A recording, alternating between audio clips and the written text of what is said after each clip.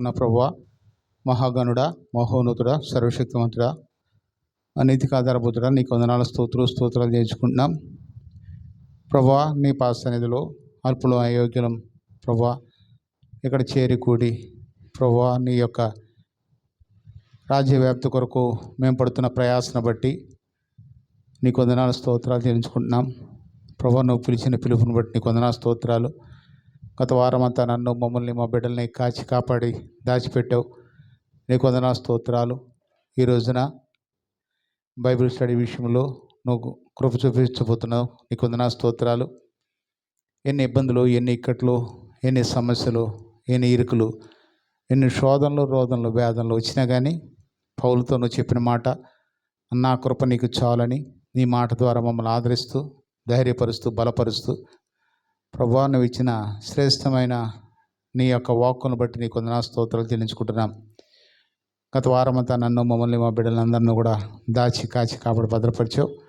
ఈ రోజున నీ బిడ్డ నిలబడి ప్రభు దానియేలు గ్రంథం గురించి మరి మాట్లాడబోతుండగా నీ జ్ఞానాన్ని మాకు తెలియపరచమని, నీ ఆలోచన నీ బిడ్డకి తెలియపరచమని ప్రభు తన మనసులో ప్రభు ఏదైతే ఉందో తనతో నువ్వు మాట్లాడి తన ద్వారా నువ్వు మాతో మాట్లాడమని రాబోతున్న నీ ప్రియ బిడ్డలను త్వరపెట్టి నీ సన్నిధికి తోడుకురమ్మని నీకు మమ్మల్ని మేము అప్పగించుకుంటూ నీ సన్నిధి మాపై ఉంచమని ప్రార్థన చేస్తూ ఎటువంటి శత్రు శోధన కుటుంబాన్ని తగలకుండా ఉండడానికి సహాయం చేయమని ప్రభుని యేసు నామములో స్తుతించి ప్రార్థించి వేడుకుంటున్నాను తండ్రి, ఆమేన్. పాటలు పాడుకుందామండి.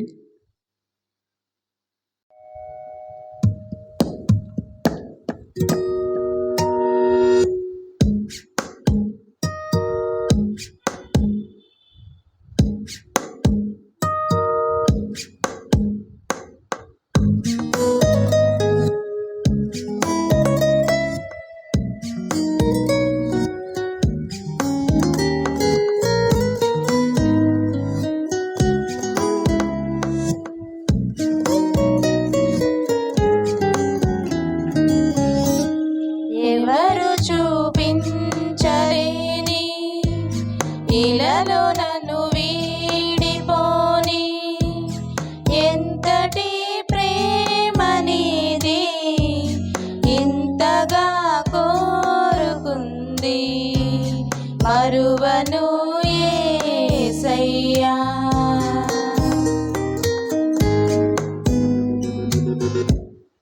ఎవరు చూపించలేని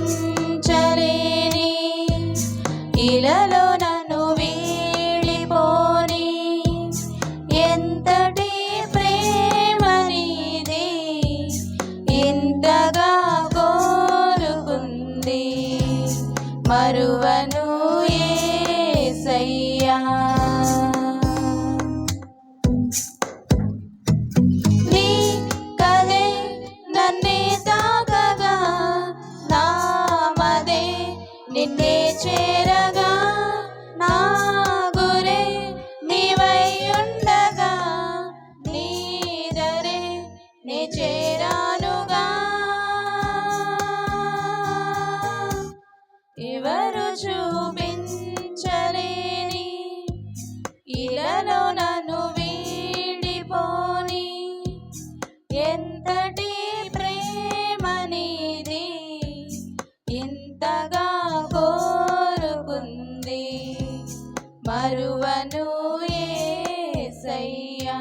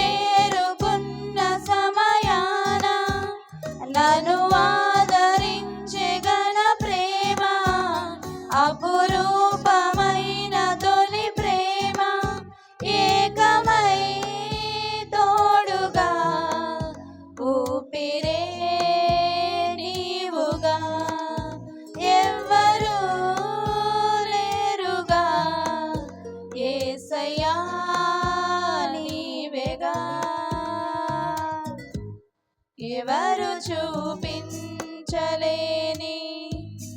ఇలలో నన్ను వీడిపోని ఎంతటి ప్రేమనిది ఇంతగా కోరుకుంది మరువను యేసయ్యా.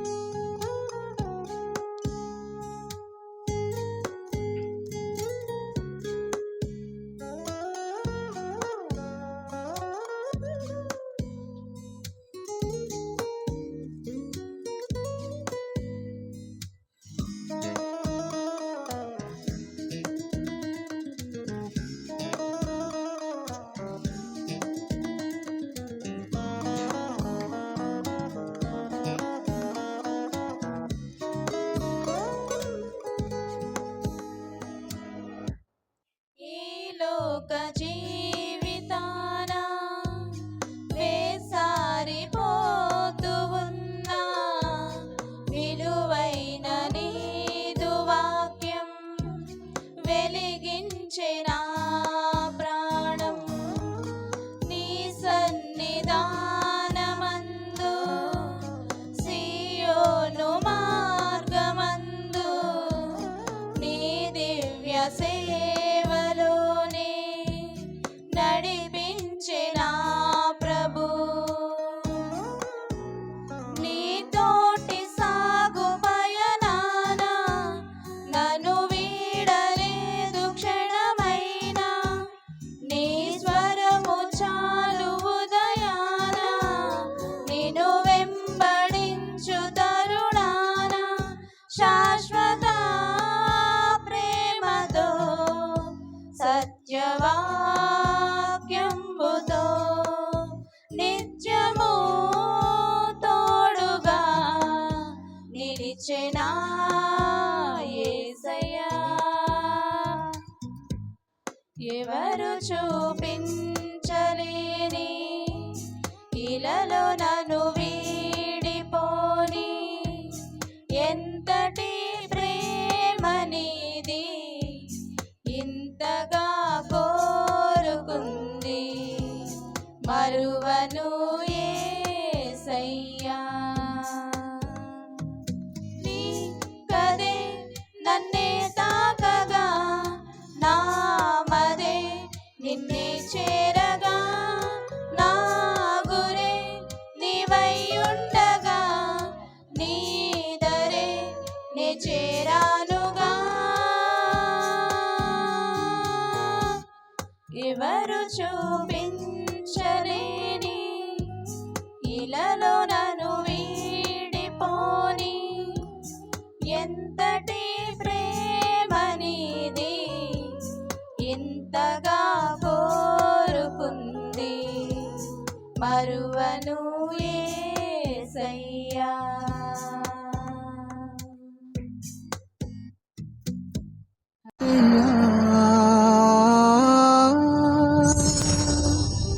చిన్న ఆశయా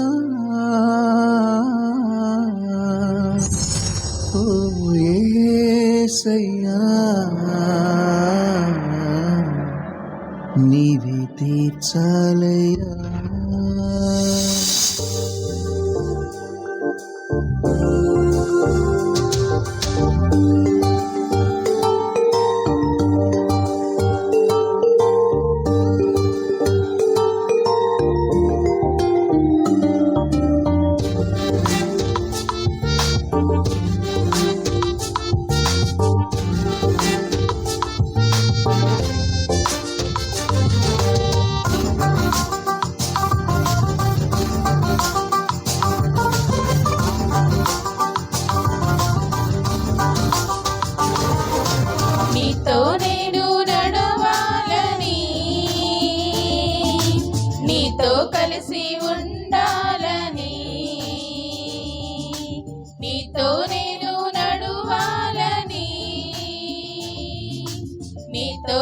కలిసి ఉండాలని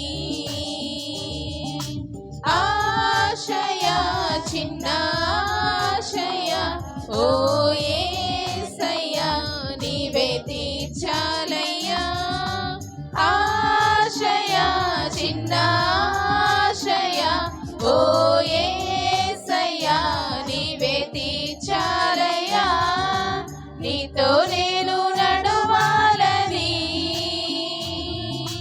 నీతో కలిసి ఉండాలని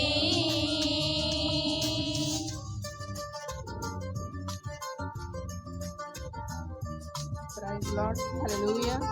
Praise Lord, hallelujah.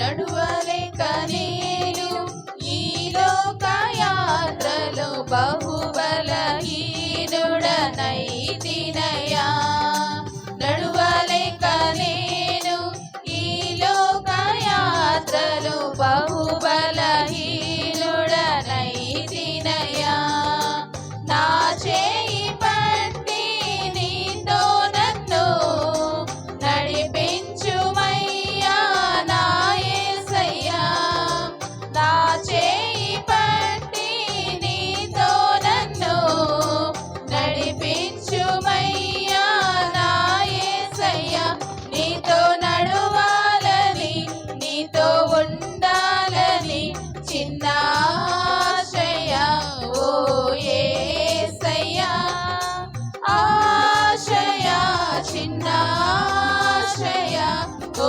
యేసయ్యా నీవే తీర్చాలయ్యా నీతో నేను నడవాలని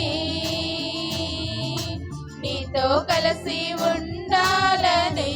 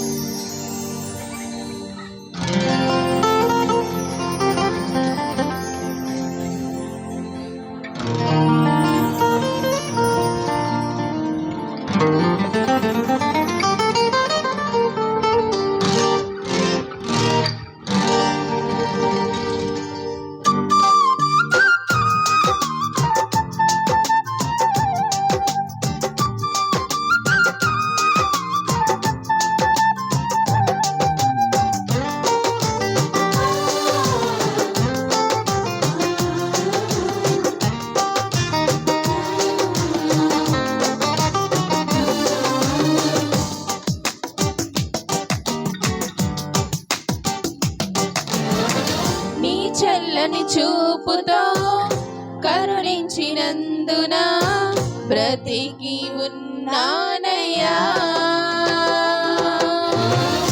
నీ చేయి చాపి లేవనెత్తినందున జీవించుచున్నానయ్యా నీ చల్లని చూపుతో కరుణించినందున బ్రతికి ఉన్నానయ్యా నీ చేయి చాపి లేవనెత్తినందున జీవించుచున్నానయ్యా యేసయ్యా నా మంచి యేసయ్యా నీ కృపతో నన్ను కాపాడితివి యేసయ్యా నా మంచి యేసయ్యా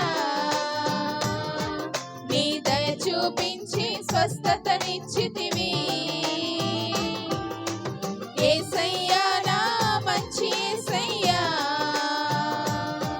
నీ కృపతో నన్ను కాపాడితివి యేసయ్యా నా గొప్ప యేసయ్యా స్వస్థతనిచ్చితివి.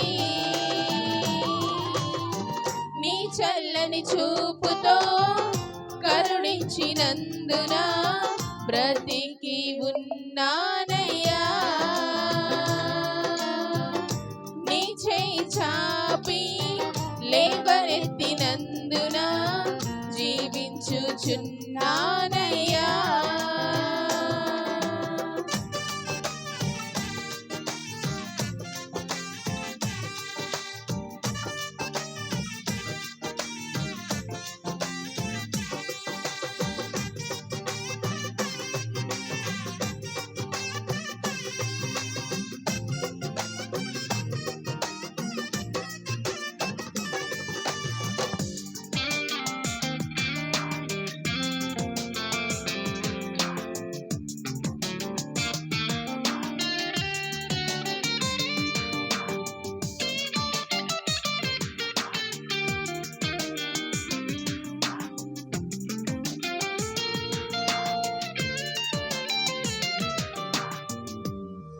నా భుజములపై చెయ్యి వేసితివి.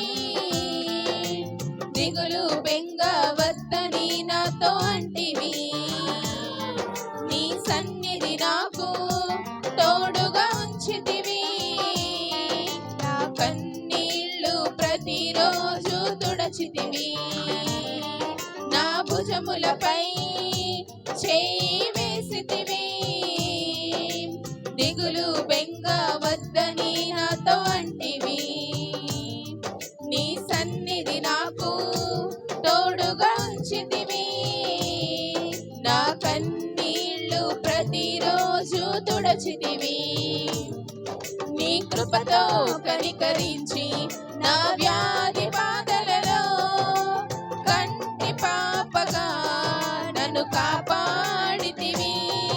నీ కృపతో కనికరించి నా వ్యాధి బాధలలో కంటి పాపగా నన్ను కాపాడితివి.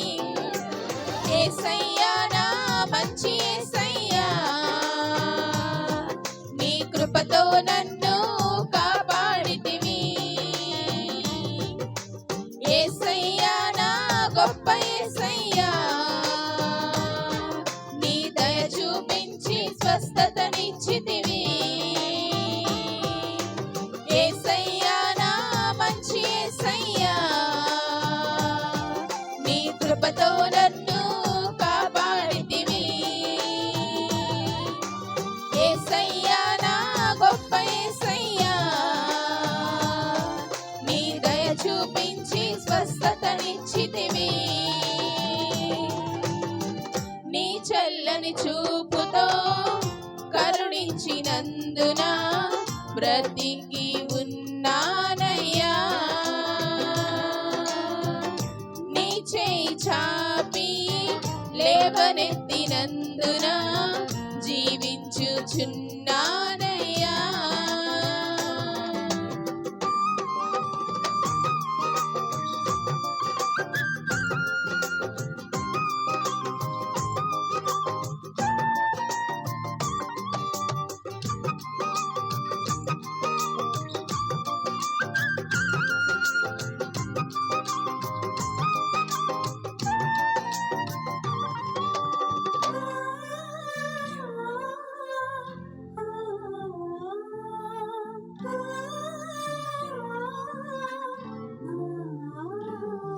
నా బలహీనతలో బలమై నిలచితివి. చీకు చింత వద్దని నాతో అంటివి. నీ స్వరమును నాకు తోడుగా ఉంచితివి. నా నిట్టూర్పులో నన్ను బలపరచితివి. నా బలహీనతలో బలమై నిలచితివి. చీకు చింత వద్దని నాతో అంటివి. నీ స్వరమును నాకు తోడుగా ఉంచితివి. నా నిట్టూర్పులో నన్ను బలపరచితివి. నీ కృపతో ఆదరించి నా క్షామ కాలములో మంచి కాపరివై నన్ను ఆదరించి నా క్షామ కాలములో మంచి కాపరివై నన్ను కాపాడితివి. యేసయ్యా నా మంచి యేసయ్యా, నీ కృపతో నన్ను కాపాడితివి. యేసయ్యా నా గొప్ప యేసయ్యా, నీ దయ చూపించి స్వస్థతనిచ్చితివి. యేసయ్యా నా మంచి యేసయ్యా,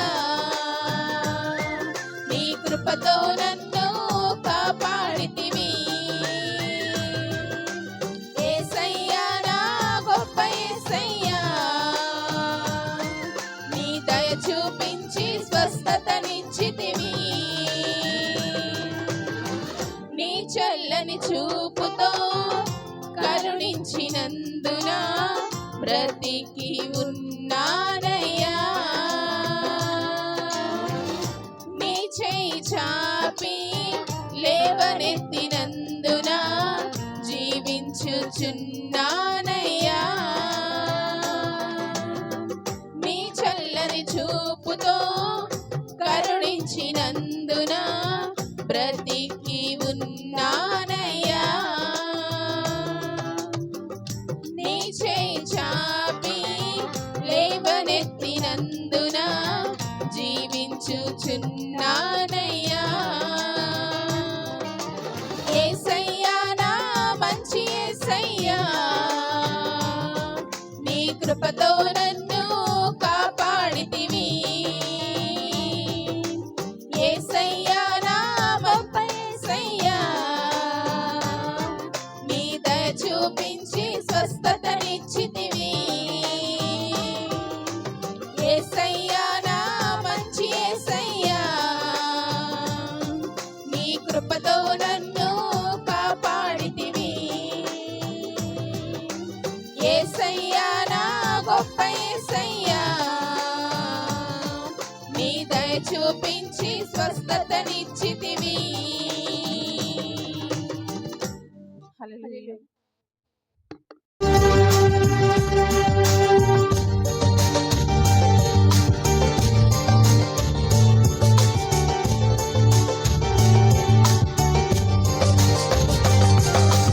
సౌలును పౌలుగా మార్చిన నా గొప్ప దేవుడా, సౌలును పౌలుగా మార్చిన నా గొప్ప దేవుడా, నీలో ప్రేమ నాలో నింపి నీలా నన్ను నీవు, నీలో ప్రేమ నీలా నీలా నడవాలని చిన్న యేసయ్యా,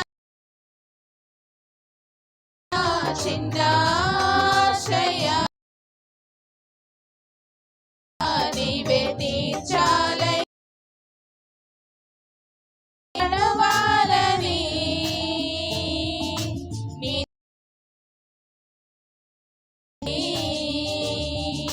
నీతో నేను నడువాలని, నీతో కలిసి ఉండాలని ఆశయ చిన్న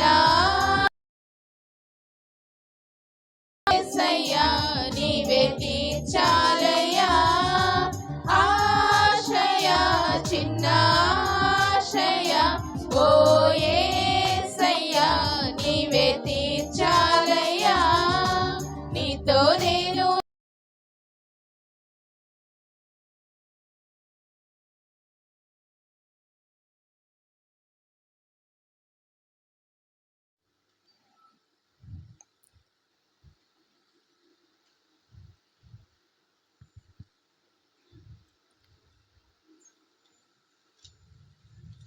దానియేలు గ్రంథం 7వ అధ్యాయం 14వ వచనం ఒకసారి చదువుకుందామండి. దానియేలు గ్రంథం 7వ అధ్యాయం 14వ వచనం. సకల జనులను, రాష్ట్రములను, ఆయా భాషలు మాట్లాడువారును ఆయన్ను సేవించినట్లు ప్రభుత్వమును, మహిమయు, ఆధిపత్యమును ఆయనకి ఇయ్యబడెను. ఆయన ప్రభుత్వము శాశ్వతమైనది, అది ఎన్నటికీ తొలగిపోదు. ఆయన రాజ్యము ఎప్పుడూ లయము కాదు. చిన్న ప్రార్థన చేసుకుని దేవుని వాక్యంలోకి వెళ్ళిపోదాం. ప్రేమ మా తండ్రి, పరిశుద్ధ దేవ, నా తండ్రి ప్రభా, ఈ గురువారం ఈ బైబిల్ స్టడీ ప్రభా, కొంతమందిగా ప్రభా, కొద్దిమందిగా మమ్మల్ని చేసిన విధానం బట్టి మరోసారి నీకే వెలగొల స్తుతులు, స్తోత్రాలు, వందనాలు చెల్లించుకున్నాను నా తండ్రి ప్రభా. నా తండ్రి ప్రభా, పాటల ద్వారా మై పొందారు ప్రభా, అందుకు మీకే వెలగొల స్థుతులు, స్తోత్ర వందనాలు నా తండ్రి ప్రభా. ఇక్కడ నుంచిన వాడిని, మట్టివాడిని, యోగ్యత లేని వాడిని ప్రభా, కొద్దిసేపు నా తండ్రి ప్రభా నీ మాటలు ప్రభా, నా తండ్రి పడుచుండ మీరే నాతో, మా అందరితో మీరే మాట్లాడి నా తండ్రి దేవా. ఏ బిడ్డ ఏ వాక్యం కోసం వచ్చారో నాకైతే ఏం తెలియదు నా తండ్రి ప్రభా. ప్రతి ఒక్క బిడ్డతో మీరే మాట్లాడి నా తండ్రి ప్రభా. నా తండ్రి ఏ విధంగా నేను హెచ్చరించాలో మేము చేరాలో ప్రభా, దీంట్లో ఉన్న గూఢమైన సంగతులను ప్రభా గ్రహించటాకు మాకు మనసును తండ్రి వివేచనను ప్రభా, అట్టి రీతిగా మేము ప్రవర్తించటాకు ప్రవర్తన మాకు దయచేయండి నా తండ్రి ప్రభా. నా తండ్రి విన్న వాక్యాన్ని అపవాది ఎత్తుకెళ్ళిపోకుండా నా తండ్రి ప్రభా, దాన్ని విని గైకొని వాటి ప్రకారం జీవించే ప్రతి ఒక్క బిడ్డకి అట్టి మనసును దయచేయండి నా తండ్రి. నా తండ్రి ఇక్కడున్న ప్రతి ఒక్క బిడ్డతో మీరే మాట్లాడి నా తండ్రి ప్రభా. నా తండ్రి దానియేలు గ్రంథంలో ఉన్న విశేషాలు ప్రభా, ఆనాటి యూదులకి ఏ విధంగా అయితే ఉపయోగపడిందో ప్రభా, ఈనాటి ఈ భక్తులు కూడా ఉపయోగపడ్డ కృప చెప్పండి నా తండ్రి ప్రభా. ఆత్మీయ మర్మాలు మాకు తెలియజేయండి నా తండ్రి ప్రభా. మీరే నా తండ్రి ప్రభా ప్రతి ఒక్క బిడ్డతో మాట్లాడి నా తండ్రి. నా తండ్రి మరోసారి నన్ను నీ చేతులకు అప్పగించుకుంటూ కోడికి అంతట్లో మీరే ఆది అంతమైంది నడిపించమని దేవా మరోసారి తాతవేసి నీ చేతులకు వేసుకుంటూ నా తండ్రి ఈ చిన్న ప్రార్థనని ప్రభు పేట ఆలకించి పెట్టుకుంటున్నాం పరమ తండ్రి, ఆమేన్. అందరికీ వందనాలండి. కూడొచ్చిన ప్రతి ఒక్కరికి వందనాలు. మనం దానియేలు గ్రంథం గత వారం 7వ అధ్యాయం 14వ వచనం మనం మాట్లాడుకున్నాం. కాబట్టి మనం అంతకుముందు మాట్లాడే విషయాలు మీకు ఏమైనా గుర్తున్నాయా? మనం 4 జంతువులు, ఓకే, 4 జంతువులు 4 రాజ్యాలతో సూచిస్తుందని మాట్లాడుకున్నాం. 4వ జంతువు ఈ జంతువుకి భిన్నంగా ఉంటుందని కూడా మనం మాట్లాడుకున్నాం అన్నమాట. ఆ 4వ జంతువు గురించి మనం మాట్లాడుకుంటా 14వ వచనం వచ్చేసరికల్లా సకల జనులు, రాష్ట్రాలు, ఆయా భాషలు మాట్లాడేవారు ఆయన్ను సేవించినట్లు ప్రభుత్వమును, మహిమను, ఆధిపత్యము ఆయనకి ఇవ్వబడును. అంటే మనం ఇక్కడ చూసుకుంటే ఇక్కడ ఎవరికి ఇవ్వబడుతుందంట? మనం గత వారం మాట్లాడుకున్నాం. మొత్తం అసలు మామూలుగా ఈ మొత్తాన్ని ఏల్చుంది ఎవరు? యెహోవా దేవుడు అని మాట్లాడుకున్నాం గత వారం. యెహోవా దేవుడు ఇప్పుడు మరి ఎవరికి ఇచ్చాడు? కుమారుడైన ప్రభువైన యేసుక్రీస్తు వారికి తన రాజ్యాన్ని అప్పగించాడనమాట. కాబట్టి ఇప్పుడు ఆయన యేసు ప్రభువు ఇప్పుడు రాజ్యాన్ని పరిపాలిస్తున్నాడు. పరలోకాన్ని, అదేవిధంగా భూలోకాన్ని, భూమి కింద ఉన్న పాతాలను కూడా ఆయనకే అధికారం ఇవ్వబడింది. కాబట్టి మనం గత వారం మాట్లాడుకున్నాం. మరొకసారి ఆ మాట చూసుకొని మనం ముందుకు వెళ్ళిపోదాం. ఎందుకంటే యోహాను సువార్త 17వ అధ్యాయం 6వ వచనం, పేజ్ నంబర్ 98, 17వ అధ్యాయం 6వ వచనం. లోకం నుండి నీవు నాకు అనుగ్రహించిన మనుషులకు నీ నామమును ప్రత్యక్షపరిచితిని, వారు నీ వారై ఉండిరి, నీవు వారిని చాలమ్మా. ఇక్కడ లోకం నుండి నీవు నాకు అనుగ్రహించే మనుషులు నీ నామమున ప్రత్యక్షపరిచితిని, వారు నీ వారై ఉండిరి. అంటే మనం ఇప్పుడు అందరం ఎవరి వారం అంట? మనందరం యెహోవా దేవుడి వారం అన్నమాట. కాబట్టి ఆయన అందరినీ ఇప్పుడు నీ నామమున ప్రత్యక్షపరిచితిని, వారు నీ వారై ఉండిరి, నీవు వారిని ఆయన ఇప్పుడు మనందరినీ ఆయనకు అనుగ్రహించా. అంటే ఇప్పుడు మనందరం యెహోవా దేవుడికి ఏ విధంగా అయితే మనం తండ్రి అని పిలుస్తున్నామో ఇప్పుడు మనందరం ఇప్పుడు ఆయన మనందరిని తీసుకున్నప్పుడు ఎవరికి అప్పు చెప్తున్నాడంట? చివరిలో చూసుకుంటే వారు నీ వారే అండరి, నీవు వారిని నాకు అనుగ్రహించితివి. అంటే ఇప్పుడు మన అందరం ఇప్పుడు ఆయనకు అనుగ్రహించు అనేసి తండ్రితో అంటున్నాడు అనమాట ప్రభు అయిన యేసుక్రీస్తు వారు.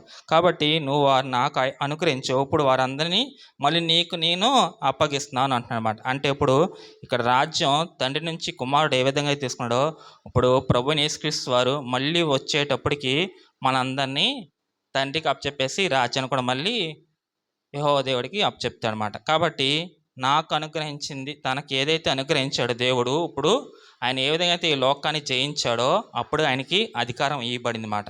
కాబట్టి ఇప్పుడు ఈ రాజ్యాన్ని మళ్ళీ ఆయన తండ్రికి అప్పచెప్తాడు. కాబట్టి మనం నమ్మితే మనం ఆయన రాజ్యంలో వారసులం అవుతాం, నమ్మకపోతే శిక్షకి పాత్రలు అవుతాం. కాబట్టి ఆయన తీర్పు తీస్తాడు ఇద్దరికి మాట. నమ్మిన వాళ్ళకి ఆయన రాజ్యంలో తీర్చుకుంటాడు, నమ్మని వాళ్ళు కూడా శిక్ష ఆయనే విధిస్తాడు. ఎందుకని అలాగంటున్నానంటే, ఇప్పుడు మనం కృప ఐశ్వర్యం చొప్పున మనం ప్రతిదీ ఆయన కృప వల్లే మనం అనుభవిస్తున్నాం అన్నమాట. కాబట్టి మనం నీతిమంతులకి అనీతిమంతులకి అని సమానంగా ఆయన చూసేవాడే తప్ప భేదాలు ఏమాత్రం చూసేవాడు కాదు.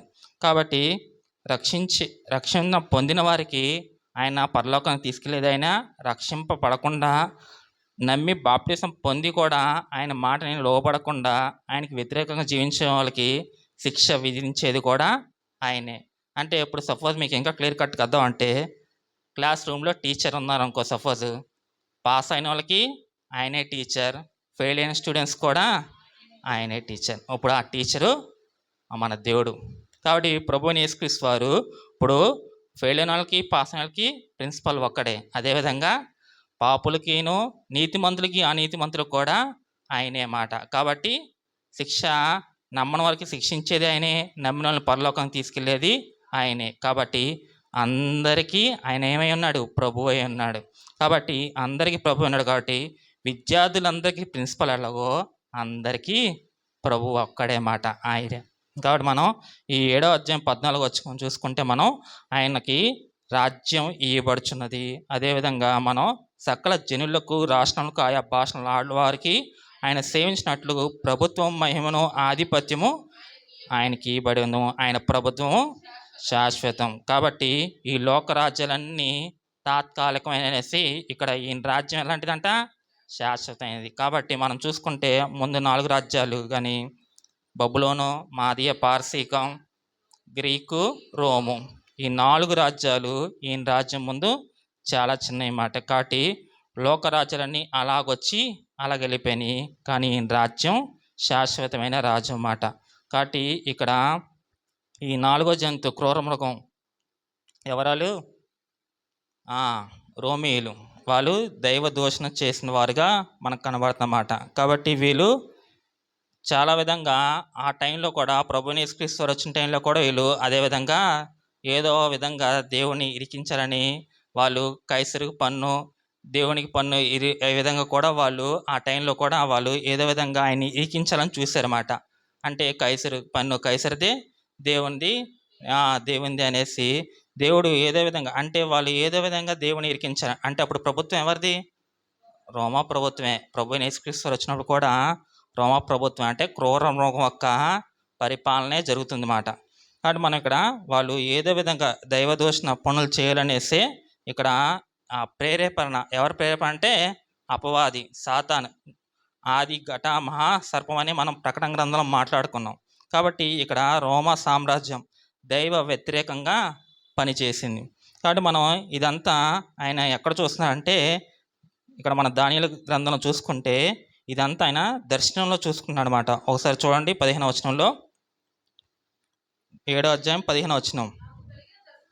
నాకు కలిగిన దర్శనములు నన్ను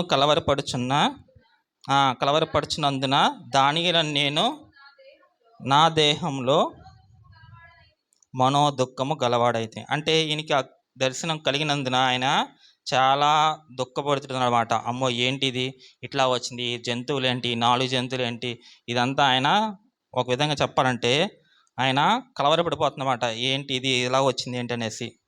తర్వాత ఆ 16వ వచనం చూడండి. నేను దగ్గర నిలిచి నేనున్న వారిలో ఒకని యొద్దకు పోయి, ఇక్కడ నేను దగ్గర నిలిచి ఉన్న వారిలో ఒకని యొద్దకు పోయి, అంటే ఈయన ఇప్పుడు ఎక్కడికి వెళ్ళినట్టు? ఈయనకి దర్శనం వచ్చింది కదా, అసలు ఈయన ఎక్కడున్నాడు? కళ ఎప్పుడు వచ్చింది ఈయనకి? ఎవరి పరిపాలన వచ్చింది? బెల్షాజర్ అంటే బబులోను టైంలోనే, ఇంకా బబులోను రాజ్యమే కదా. బెల్షాజర్ అంటే చివరివాడే కదా బబులోను రాజ్యంలో. ఇప్పుడు ఈయన కలిగిన దర్శనం, నేను దగ్గర నిల్చున్న వారిలో ఒకని యొద్దకు పోయి, అంటే ఈయనకి ఆల్రెడీ నెబుకద్నెజర్కి వచ్చిన తర్వాత దర్యావేషుకి వచ్చిన ఈయనే భావం చెప్పేవాడు కళకు కానీ దాని కానీ. మరి ఇప్పుడు ఈయనకే వస్తే మరి ఈయనకి ఎవరు చెప్తున్నారు?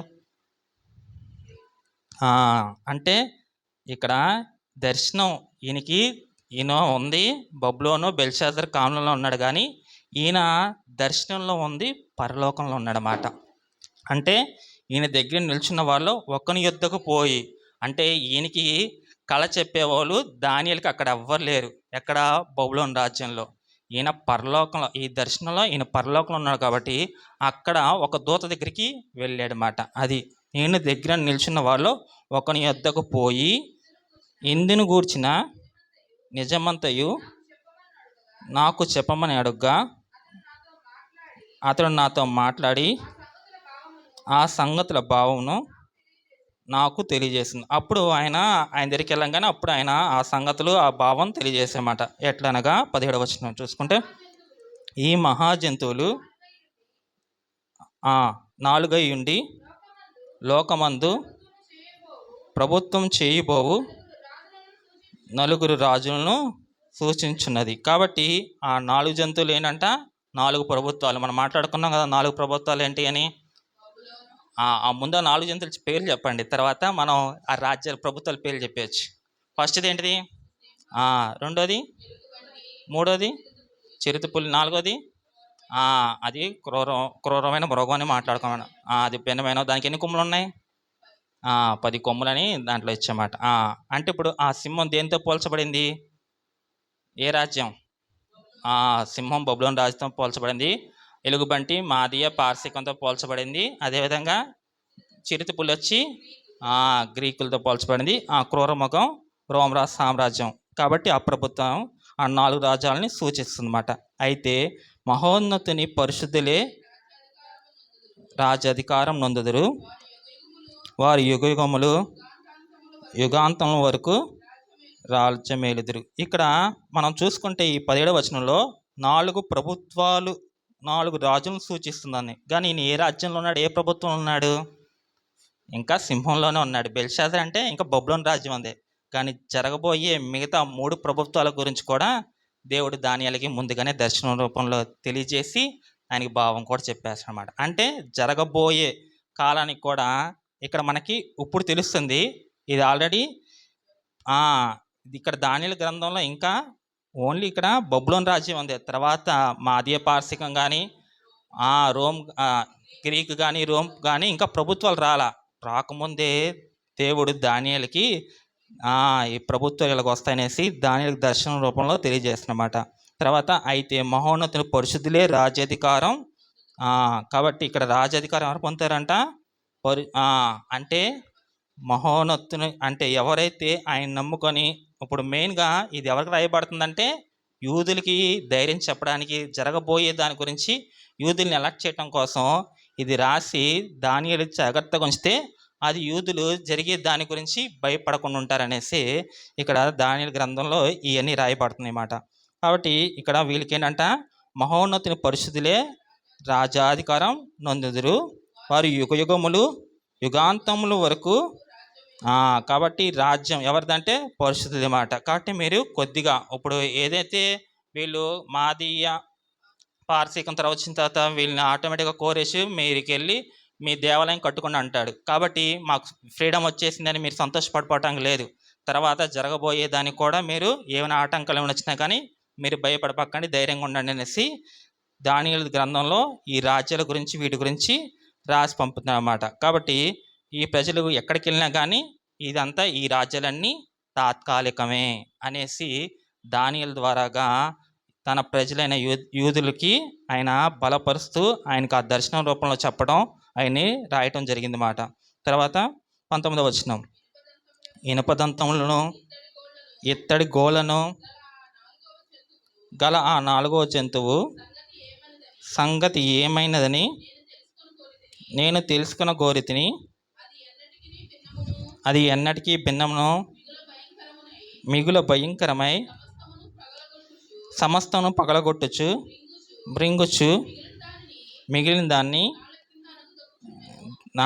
దాన్ని క్రాల కింద అణగద్రొక్కుచుండును. కాబట్టి ఇనుప దంతములు ఇత్తడి గోళ్ళు గల ఆ 4వ జంతువు సంగతి ఏమైందని నేను తెలుసుకోగోరుతున్నాను. ఇక్కడ ఎవరు తెలుసుకోవాలనుకుంటున్నారు? ఎందుకు ఈ 4వ జంతువు ఇంత వెరైటీగా ఇంత డిఫరెంట్గా ఉందనేసి ఆయన తెలుసుకోవాలని. అది ఏంటంటే ఇనుప దంతములని ఇత్తడి గోళ్ళను. ఇనుము ఇత్తడి మీకు బాగా తెలుసు. ఇనుము అంటే ఎవరు మర్చిపోయారా? ఇత్తడంటే ఏ ప్రభుత్వం? ఇత్తడంటేనేమో గ్రీకు, ఇనుము అంటే రోము. ఎందుకంటే ఇనుము చాలా గట్టిది కదా, కాబట్టి చివరిలో వచ్చింది రోమ ప్రభుత్వం. కాబట్టి ఇనుము అంటే రోమ్ ప్రభుత్వం అన్నమాట. ఇనుపు దంతములు అంటే ఆ దంతాలు అంటే ఇప్పుడు రోమ్ ప్రభుత్వంలోనే వాళ్ళ యొక్క ఇత్తడి గల గోళ్ళను అంటే ఇనుపు దంతములు అంటే ఇక్కడ వాళ్ళు దంతాలు అంటే వీళ్ళు రోమ్ ప్రభుత్వం అయినా కానీ వాళ్ళతో ఎవరి ఛాయ్ కనబడితే గ్రీకుల ఛాయ్ కనబడుతుంది అన్నమాట. మీకు అంతకుముందే చెప్పాను కదా, రోమ ప్రభుత్వంలోనే బబులోనియను, అదేవిధంగా మాదియ, పార్సిక, గ్రీకులు ముగ్గురు ఛాయలు కనబడతాయి. అదేవిధంగా ఇక్కడ ఈ 4వ జంతువులో చూసుకుంటే ఇనుప దంతములు ఇత్తడి గోళ్ళను అంటే ఇత్తడి అంటే గ్రీక్ ఒక గోళ్ళు వాటి కనబడుతున్నాయి అంట. ఆ 4వ జంతువు సంగతి ఏమైందని నేను తెలుసుకొని అది ఎన్నటికీ భిన్నమును మిగిలిన భయంకరమును సమస్తను పగలగొట్టుచు మృంగుచు మిగిలిన దాన్ని కాళ్ళ కింద అణగదొక్కును. కాబట్టి ఈ 4 ఈ చివరైన రోమ్ ప్రభుత్వం దాని ఛాయలుగా ఉందన్నమాట. కాబట్టి వాళ్ళు ఏ విధంగా అయితే ఇక్కడ ఈ భిన్నమైనది ఈ 4వ జంతువు కనబడుతుందో ఆ పైన 3 రాజ్యాలకి అవన్నీ దాని లక్షణాలు దాని గుణాలు ఈ 4వ జంతువులో కనబడుతుంది.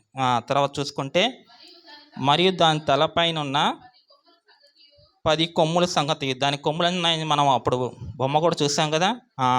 10 కొమ్ములు సంగతియు వాటి మధ్య నుండి పెరిగి 3 కొమ్ములను కొట్టివేసి కన్నులను గర్వంగా మాట్లాడు నోరు గల ఆ వేరొక కొమ్ము సంగతియు అనగా దాని కడమ కొమ్మల కంటే బలము కలిగి ఆ కొమ్ము సంగతి విచారించితిని. అంటే ఇక్కడ మనం చూసుకుంటే ఇక్కడ మొత్తం ఎన్ని కొమ్ములు అంటే తలపైన ఉన్న 10 కొమ్ముల సంగతి అంటే దానికి ఒక 10 కొమ్ములు ఉన్నాయి తలపైన. తర్వాత ఏమంటున్నాడు? వాటి మధ్య పెరిగిన 3 కొమ్ములను కొట్టేసి అంటే 10 కొమ్ముల్లో 3 కొమ్ములను కొట్టేసాడంట. అదేవిధంగా ఇంకేమంటున్నారు? కన్నులను గర్వంగా మాట్లాడు నోరు గల ఆ వేరో కొమ్మ సంగతి అనగా దాని కడమ కొమ్మలు ఒకటి బలం ఒక కొమ్మ సంగతి విచారించింది. అంటే ఇక్కడ ఈ 3 కొమ్ములు కొట్టేసిన తర్వాత ఇంకో కొమ్ము వచ్చిందంట. అది చాలా మాట్లాడు నోరు గల ఆ వేరొక కొమ్ము సంగతి అంటే ఆ గర్వంగా మాట్లాడిన కొమ్ము మాట అది. ఆ కొమ్ము అనగా దాని కడమ కొమ్ముల కంటే బలముగా కలిగిన ఆ కొమ్ము సంగతి ఏంటని.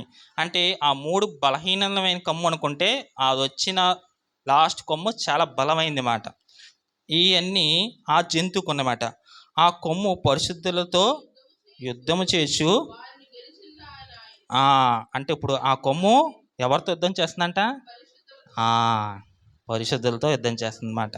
అంటే ఈ క్రూరమైన మృగం అన్నో ఆ క్రూరమైన మృగం ఏమని మాట్లాడుకున్నాం మనం? ఏ ప్రభుత్వాన్ని మాట్లాడుకున్నాం? రోమ్ ప్రభుత్వం మాట. అంటే ఇప్పుడు ఆ కొమ్ములు అన్నాడు. కొమ్ముల్లో కూడా మళ్ళీ 10 కొమ్ములు అన్నాడు. 10 కొమ్ములు మళ్ళీ 3 కొట్టేసే అంటున్నాడు. తర్వాత మళ్ళీ చివరిన ఒక కొమ్ము వచ్చింది, చాలా బలంగా ఉంది అంటున్నాడు. కాబట్టి ఈ కొమ్ములు పరిశుద్ధులతో యుద్ధం చేస్తుంది అంటున్నాడు. అంటే ఈ కొమ్ములు యుద్ధం చేయటం అంటే ఇప్పుడు ఆ జంతువు వాళ్ళతో యుద్ధం చేస్తుందా? ఇంకా మనం కొంచెం కిందకి వెళ్తే అర్థం అవుతుంది అన్నమాట. ఆ మహారుద్రుడు వచ్చి మహానతుని పరిశుద్ధుల విషయంలో తీర్పు తీర్చే వరకు అలాగూ జరుగును. కానీ సమయం వచ్చినప్పుడు ఆ పరిశుద్ధులు రాజ్యం ఏలుదురని సంగతిని నేను గ్రహించి తిని. అంటే ఆ మహారుద్రుడు వచ్చి మహోన్నతుని పరిశుద్ధ విషయంలో తీర్పు తీర్చే వరకు అలాగూ జరుగును. అంటే ఆయన వచ్చి తీర్పు తీర్చే వరకు అది అలా జరిగిద్దంట. అంటే ఆ కొమ్ములకి ఆ పరిశుద్ధులతో యుద్ధం జరుగుతూనే ఉంటుంది అన్నమాట. అంటే ఒక విధంగా చెప్పాలంటే ఇక్కడ మనం ఆ పరిశుద్ధులతో ఇది డామినేట్ చేస్తూనే ఉంటుంది. ఎవరు? ఈ కొమ్ములు. ఈ కొమ్ములు ఆ పరిశుద్ధులతో మెయిన్ టార్గెట్ అంటే పరిశుద్ధులే, దేవుని బిడ్డలే. ఒక విధంగా చెప్పాలంటే యూదులు అనుకుందాం, ఎందుకంటే ఇక్కడ యూదులకి ఇక మెయిన్ రాయబడుతుంది కాబట్టి దేవుని ప్రజలు యూదులతో మెయిన్ టార్గెట్ ఎవరికి? ఈ కొమ్ములకి. వాళ్ళని ఎలాగైనా దేవుడు వచ్చే వరకు వీళ్ళని ఏదో విధంగా చేయాలనేసి వాళ్ళ టార్గెట్ మాట. కాబట్టి ఆయన సమయం వచ్చినప్పుడు ఆ పరిశుద్ధులు రాజ్యం ఏలుదురనే సంగతి నేను గ్రహించింది. అంటే తర్వాత ఏమైందంట, వీళ్ళు ఎన్ని ఇబ్బందులు ఎన్ని యుద్ధాలు జరిగినా కానీ అక్కడ ఎవరితో? ఆ కొమ్ముతో చివరికి విజయం ఎవరిది? కాబట్టి పరిశుద్ధులదే విజయం అని మనం అప్పుడు దానిలో ఇంట్రడ్యూషన్ అప్పుడే మాట్లాడుకున్నమాట. కాబట్టి వీళ్ళకి ఎన్ని ఇబ్బంది వచ్చినా చివరికి పరిశుద్ధులదే రాజ్యం నేలుదురే సంగతిని నేను గ్రహించింది. నేను అడిగిన దానికి ఆ పరిచారకుడు ఇలాగూ చెప్పాను, ఆ 4వ జంతువు లోకంలో తక్కిన 3 రాజ్యాలకు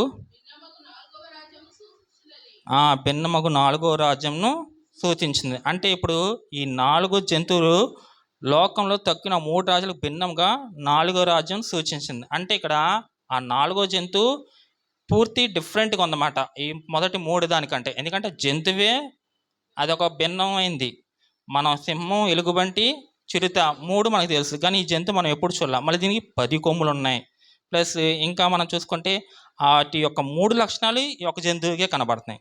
కాబట్టి అది ఈ 4వ రాజ్యాన్ని సూచించింది. అది సమస్తమును అనగద్రొక్కుచు పగలగొట్టుచు లోకమంతయు. కాబట్టి ఇక్కడ ఇది ఏం చేస్తుందంటే సమస్తాన్ని అనగద్రొక్కుతుంది, పగలగొడుతుంది, లోకమంతటిని భక్షిస్తుంది. ఆ 10 కొమ్ములు ఆ రాజ్యం నుండి ఈ కొమ్ములు ఎవరంట? 10 మంది రాజుల్ని సూచిస్తుందన్నమాట. అంటే ఇప్పుడు ఆ క్రూర మృగం మనం రోమా ప్రభుత్వం, రోమా సామ్రాజ్యం అనుకుంటే ఆ ఉన్న 10 కొమ్ములు ఆ 10 రాజుల మాట. ఎవరు? రోమా ప్రభుత్వం పరిపాలించే 10 మంది రాజులు. మనం ఏదే విధంగా అయితే మనం అంతకుముందు మనం ఎలుగుబంటికి 3 ఎముకలు ఉన్నప్పుడు మనం 3 రాజ్యాలను ఏ విధంగా తేలారో అదేవిధంగా ఇక్కడ మనకి ఈ క్రూర మృగానికి 10 కొమ్ములు ఉన్నదానికి 10 రాజులతో పోల్చబడుతుందన్నమాట. కాబట్టి ఇక్కడ క్లియర్ కట్గా అంటే మనం ఇంకా చూసుకుంటే మనం కింద వచ్చినప్పుడు దాంట్లో 3 కొమ్ములు చాలా బలహీనంగా ఉన్నాయని కూడా మనం 22వ వచనంలో చూసుకున్నామన్నమాట. 20లో కాబట్టి 3 కొమ్ములు కొట్టివేసి అన్నాడు 20లో. కాబట్టి ఆ 3 రాజులు చాలా వీక్గా ఉన్నట్టు. ఇంకొన్నిట్లో లాస్ట్ కొమ్ము బాగా బలమైంది అన్నమాట. కాబట్టి ఇది ఎంత జరిగినా కానీ అంతిమ విజయం ఎవరిదని మాట్లాడుకున్నాము 22లో? పరిశుద్ధులే అంతిమ విజయం అని మాట్లాడుకున్నాం. కాబట్టి కొమ్ములు ఎవరని చూసుకుంటే ఇక్కడ మనం రాజులుగా కనబడుతున్నమాట. కాబట్టి మృగం ఎవరంటే రోమా సామ్రాజ్యం లేదంటే రోమా ప్రభుత్వం అన్నమాట. కాబట్టి ఈ కొమ్ములు మనం ఈ రాజులు ఎవరో మనం కొద్దిగా మనం చూసుకుంటే మనం మొత్తం ఎన్ని కొమ్ములను మాట్లాడుకుంటే ముందు 10 అన్నాడు, చివరిలో మళ్ళీ ఇంకో కొమ్ము అంటున్నాడు, అంటే మొత్తం 11 కొమ్ములు. కాబట్టి ఈ 7వ అధ్యాయంలో మనం చూసుకుంటే ఇక్కడ ఈ క్రూర మృగం రోమా సామ్రాజ్యం ఉన్నాం. కాబట్టి ప్రశ్న, ఇప్పుడు ఎంతమంది రాజులు అంటే 10 రాజులు. ఆ రాజులు ఎవరు? దీంట్లో ఏమైనా ఇచ్చాడంటే ఇక్కడ మనం కిందకి వెళ్ళినా కానీ ఆ రాజుల పేర్లు లేవు మాట. కాబట్టి యేసు ప్రభు ఉండగానే రోమా సామ్రాజ్యం అనేది ఉందా లేదా? ఉంది కదా. యేసు ప్రభు పుట్టంగానే ఆల్రెడీ అక్కడ ఉన్న ప్రభుత్వమే రోమా సామ్రాజ్యం. కాబట్టి ఇప్పుడు యేసు ప్రభు ఉండగానే రోమా సామ్రాజ్యం ఉంది. కాబట్టి ఆ 10 మంది రాజులు ఎవరో వాళ్ళ పేర్లు ఏంటో చూద్దాం. మీ అందరికి బాగా తెలిసిందే, మనం ఒక కైసరు ఆగస్తు అని ఒక పేరు వినే ఉంటాం. క్రిస్మస్ అప్పుడు బాగా విని ఉంటాం ఆ పేరు. లూకాసు వార్త 2వ అధ్యాయం ఆయన పిల్లలందరూ 2 సంవత్సరాల పిల్లలందరిది అడుగుతాడనమాట. ఒకసారి చూడండి, లూకాసు వార్త 2వ అధ్యాయం 1వ వచనం అనుకుంటా. ఆ దినముల్లో సర్వలోకమునకు ప్రజాసంఖ్య రాయవలనని కైసరు ఆగుస్తు వలన ఆజ్ఞ అయిన. చాలమ్మ, ఇక్కడ ఎవరంటే ఆయన కైసరు ఆగుస్తు. ఈయన మొదటి కొమ్ము మాట. ఈయన ఎప్పటి నుంచి ఎప్పుడు దాక్కునంటే క్రీస్తు పూర్వం 27 నుంచి క్రీస్తు శకం 14. 2 క్రీస్తు పూర్వం రాసుకుంటారేమో. క్రీస్తు పూర్వం 27 నుంచి క్రీస్తు శకం 14 మాట. అంటే ఇక్కడ ఇంకో మాట మీరు చూసే ప్రజాసంఖ్య సర్వలోకం అంటే మొత్తం ప్రపంచం మొత్తం అనుకోబాకండి. రోమ ప్రభుత్వం ఎక్కడెక్కడైతే వీళ్ళు ఆక్రమించారు, ఎక్కడెక్కడైతే పరిపాలిస్తున్నారో ఆ చోట్ల వీళ్ళు ప్రజాసంఖ్య రాయవలనని కైసరు ఆగస్టు వలన ఆజ్ఞ అయ్యను. కాబట్టి మొదట కొమ్ము ఎవరంటే కైసరు ఆగస్టు. రెండోదిగా ఎవరంటే ఇదే లూకాసు వార్త 3వ అధ్యాయం 1వ వచనంలో ఉంటాడు. రెండవ కొమ్ము లోకోస్ తిబేరి కైసరు ఏలుబడిలో 15 సంవత్సరం మందు యూదయకు పొంతి పిలాతు అధిపతిగాను గలిలీకు హేరోదు చతుర్థిగాను చాలమ్మ. అంటే ఇక్కడ ఎవరంటే ఆయన తిబేరి కైసరు ఏలుబడిలో. అంటే ఇక్కడ రెండో కొమ్ము తిబేరి కైసరు. ఈయన ఇందాక మనం ఎక్కడ దాకా మాట్లాడుకున్నాం, ఆయన 27 నుంచి 14 అని మాట్లాడుకున్నాం. 14 నుంచి 37 ఇదంతా ఇంతకంతా క్రీస్తు పూర్వం అని మాట్లాడుకున్నాం. ఇదంతా క్రీస్తు శకం మాట. అంటే ఇదంతా మనం ఇంకా ఏడి 14 నుంచి 37 దాకా. అంటే ప్రభువైన యేసుక్రీస్తు వారిని సిలువ వేసింది, మరణ పునరుద్ధానం అంతా జరిగింది కూడా ఈ తిబేరి కైసరు టైంలోనే జరిగింది మాట. ఈయన రెండో కొమ్ము. మూడో కొమ్ము ఎవరంటే కలిగుల. ఈయన అంటే బైబిల్లో అన్ని కొమ్ములు అందరి గురించి రాయాల. మీకు అంతకుముందు కూడా ఒకసారి చెప్పాను మాట. బైబిల్లో అందరి గురించి రాయాలి, కొంతమంది గురించే బైబిల్లో రాశారు. ఎందుకంటే అంత రాస్తే ఇది ఎంత అయిపోద్ది, ఇంకా మనం పట్టుకోవటం కూడా అవ్వదన్నమాట. కాబట్టి ఎంతవరకు మనకు ఉపయోగమో అంతవరకే పరిశుద్ధాత్ముడి ద్వారాగా తన భక్తుల ద్వారాగా దేవుడు రాయించాడు. కాబట్టి ఆయన పేరు కలిగుల. ఆయన 37 నుంచి 41 వరకు క్రీస్తు శకం. ఈయన మూడో కొమ్మట కలిగుల. ఈయన టైంలోనే పౌలుని పట్టుబడింది మాట. కాబట్టి ఈయన 3 ఆయన. 4 ఆయన పేరు క్లౌడియా. 4 కొమ్ము క్లౌడియా. ఈయన పేరు మాత్రం బైబిల్లో ఉంటుంది. అపోస్తుల కార్యములు 11వ అధ్యాయం. అపోస్తుల కార్యములు 11వ అధ్యాయం క్లౌడియా.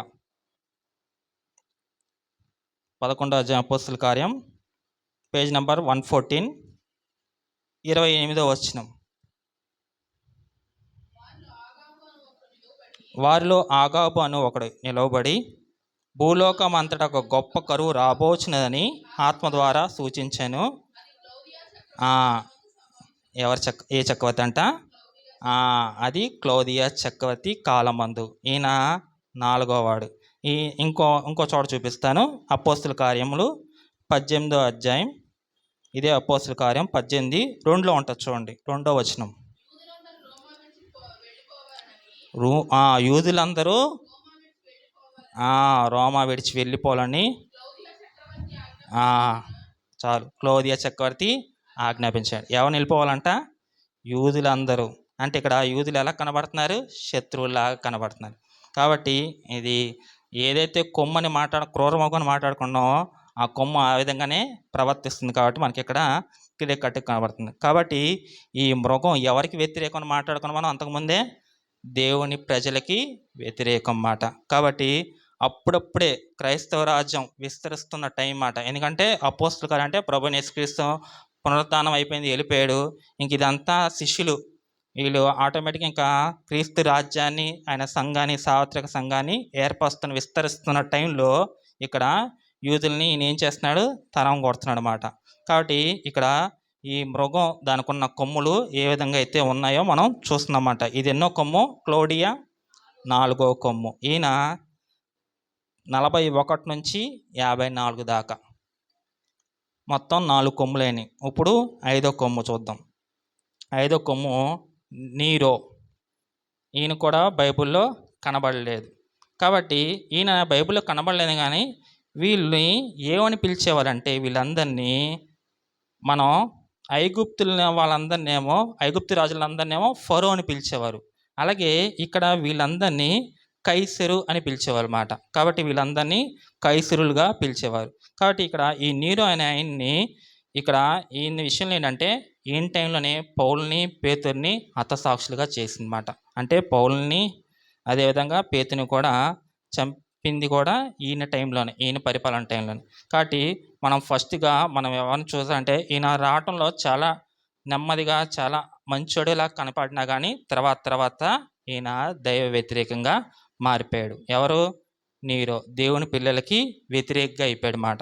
కాబట్టి ఈయన ఎక్కడ ఏం చేశాడో కొన్ని మాటలు మీకు చూపిస్తాను. అపోస్తల కార్యములు 25వ అధ్యాయం 10 నుంచి చూసుకుంటే మీకు అక్కడ కనబడుతుంది చూడండి. అందుకు పౌలు కైసరు న్యాయపీఠం ఎదుట నిలబడి ఉన్నాను, నేను విమర్శించబడవలసిన స్థలము ఇదే, యూదులకు నేను అన్యాయం ఏమి చేయలేదని తమరికి బాగుదే. అంటే ఇక్కడ కైసరు అనే ఉన్నా చూడండి, ఆయన ఎవరంటే నీరో కైసరు మాట. అందుకు చెప్పాక మీకు వాళ్ళందరినీ కైసరు అని పిలిచేవాళ్ళు. అదే ఇంకా దీంట్లోనే 27 అపోస్తల కార్యం 27వ అధ్యాయం 24వ వచనంలో కూడా చూడండి ఒక మాట. 27వ అధ్యాయం 24వ వచనం. నీవు కైసరు ఎదుట నిలవవలసి ఉన్నది, ఇదిగో నీతో కూడా ఓడలో ప్రయాణమవుతున్న వారందరూ దేవుని నీకు అనుగ్రహించున్నాడని నాతో చెప్పాను. ఇక్కడ నీవు కైసరు ఎదుట నిలవవలసి ఉన్నది అంటే ఇక్కడ అపోస్తలుడైన పౌలుని ఇక్కడ ఎవరి దగ్గర నుంచోమంటున్నాడు? కైసరు ఎదుట నుంచోమంటున్నమాట. అంటే ఈ కైసరు ఎవరు? నీరో కైసరు మాట. ఈయన ఎప్పటి నుంచి ఎప్పటిదాకా 54 నుంచి 68 వరకు. కాబట్టి ఈయన ఫస్ట్ చాలా నెమ్మదిగా ఉన్నా కానీ అపోస్తలుల పౌలుని అదేవిధంగా పేతుని హతసాక్షులుగా చేసింది ఈయనే. ఇంకా ఈయన గురించి ఇంకా కొన్ని మాటలు కొన్ని చోట్ల ఉన్నాయి, అది కూడా మీకు చూపిస్తాను. తిమోతికి రాసిన 2వ పత్రిక, అపోస్తలుడైన పౌలు భక్తుడు చిట్ట చివరిగా రాసిన పత్రిక, ఆయన మరణానికి ఇంకా దగ్గరలో ఉండగా రాసిన పత్రికే తిమోతి 2వ పత్రిక. ఇప్పుడు తిమోతికి రాసిన 2వ పత్రిక 4వ అధ్యాయం 17వ వచనం చూసుకుంటే 16-17 196 పేజీ నెంబర్ 2 తిమోతి 4వ అధ్యాయం 16-17. నేను మొదట సమాధానం చెప్పినప్పుడు ఎవడూ నా పక్షాన నిలవలేదు, అందరూ నన్ను విడిచిపోయి ఇది వారికి నేరంగా ఎంచబడి ఉండునుగాక. అయితే నా ద్వారా సువార్త పూర్ణముగా ప్రకటించబడు నిమిత్తము అన్యజనులందరూ దాని విని నిమిత్తము ప్రభువు నా పక్క నిలిచి నన్ను బలపరచును గనుక నేను సింహం నోట తప్పింపబడుతుంది. అక్కడ సింహమే ఈ నీరో కైసరు మాట. అక్కడ మనం సింహం అంటే నిజం సింహం అనుకోబాకండి. అంటే ఇక్కడ ఆయన సువార్త విషయంలో కూడా అనేక ఆటంకాలు, ఆయన చెరసాలలో పెట్టించారు.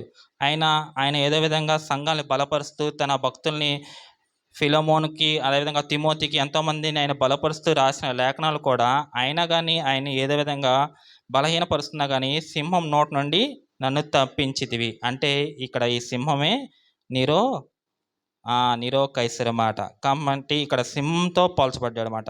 అంటే దేవుని పిల్లలకి ఎంత గడ్డు రోజులుగా ఉన్నాయో చూడండి. ఏ కొమ్ము ఇది?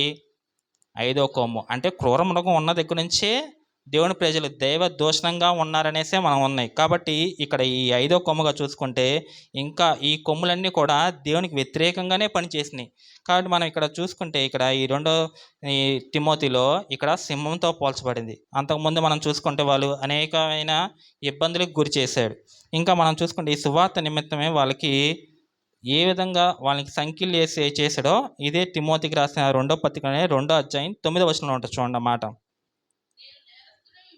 నేను నేరస్తుడై ఉండినట్టు ఆ సువార్త విషయమై సంఖ్యలతో బంధింపబడి శ్రమ పడుచున్నాను. అంటే ఇక్కడ ఎవరు అది పడుతుంది? ఆ శ్రమ పడుతుంది కానీ ఆ సంఖ్యలు వేయబడింది కానీ అపోస్తలుడైన పౌలు గారు. అది వేసింది ఎవరంటే ఈయనే మాట. ఎవరైనా నీరో కైసరు. కాబట్టి ఇంత శ్రమ పడ్డా కానీ ఆయన ఏమాత్రం తన ఏదైతే సువార్త ప్రకటించాలనుకున్నా దాన్ని మాత్రం ఆయన ఏ మాత్రం విడిచిపెట్టట్లా. తన పని మాత్రం తను దేవుని పని చేసుకుంటూనే వెళ్ళిపోతున్నమాట. ఇదే మనం పేతురులో చూసుకుంటే పేతురు ఏమంటున్నాడు చూద్దాం ఒకసారి.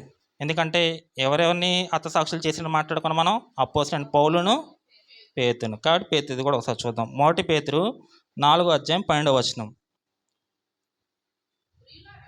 ప్రియులారా, మిమ్మును శోధించుటకు మీకు కలుగుచున్న అగ్ని వంటి మహాశ్రమను గూర్చి మీకు ఏదో ఒక వింత సంభవించినట్లు ఆశ్చర్యపడకుడి. అంటే ఇక్కడ ఏ శ్రమ అంట?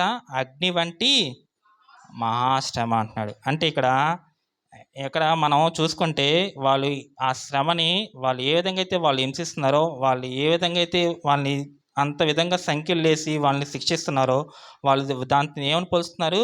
అగ్ని వంటి మహాశ్రమ అని పోల్చుతున్నారు అనమాట.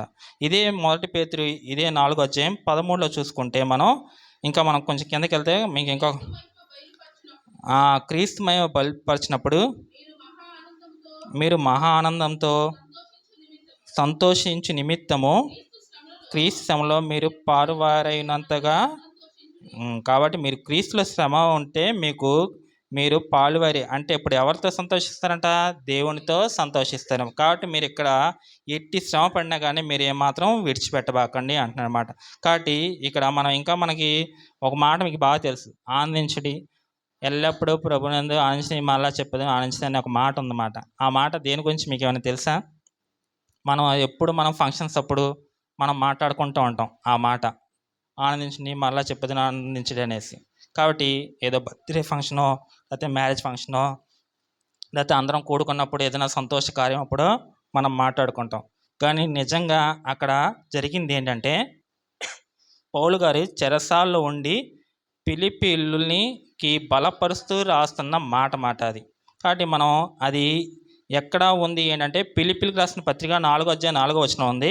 కానీ ముందుగా దాని దగ్గరికి వెళ్ళే ముందు మనం 1వ వచనం చూసుకుంటే 1వ అధ్యాయం 22వ వచనం చూసుకుంటే అక్కడ 1వ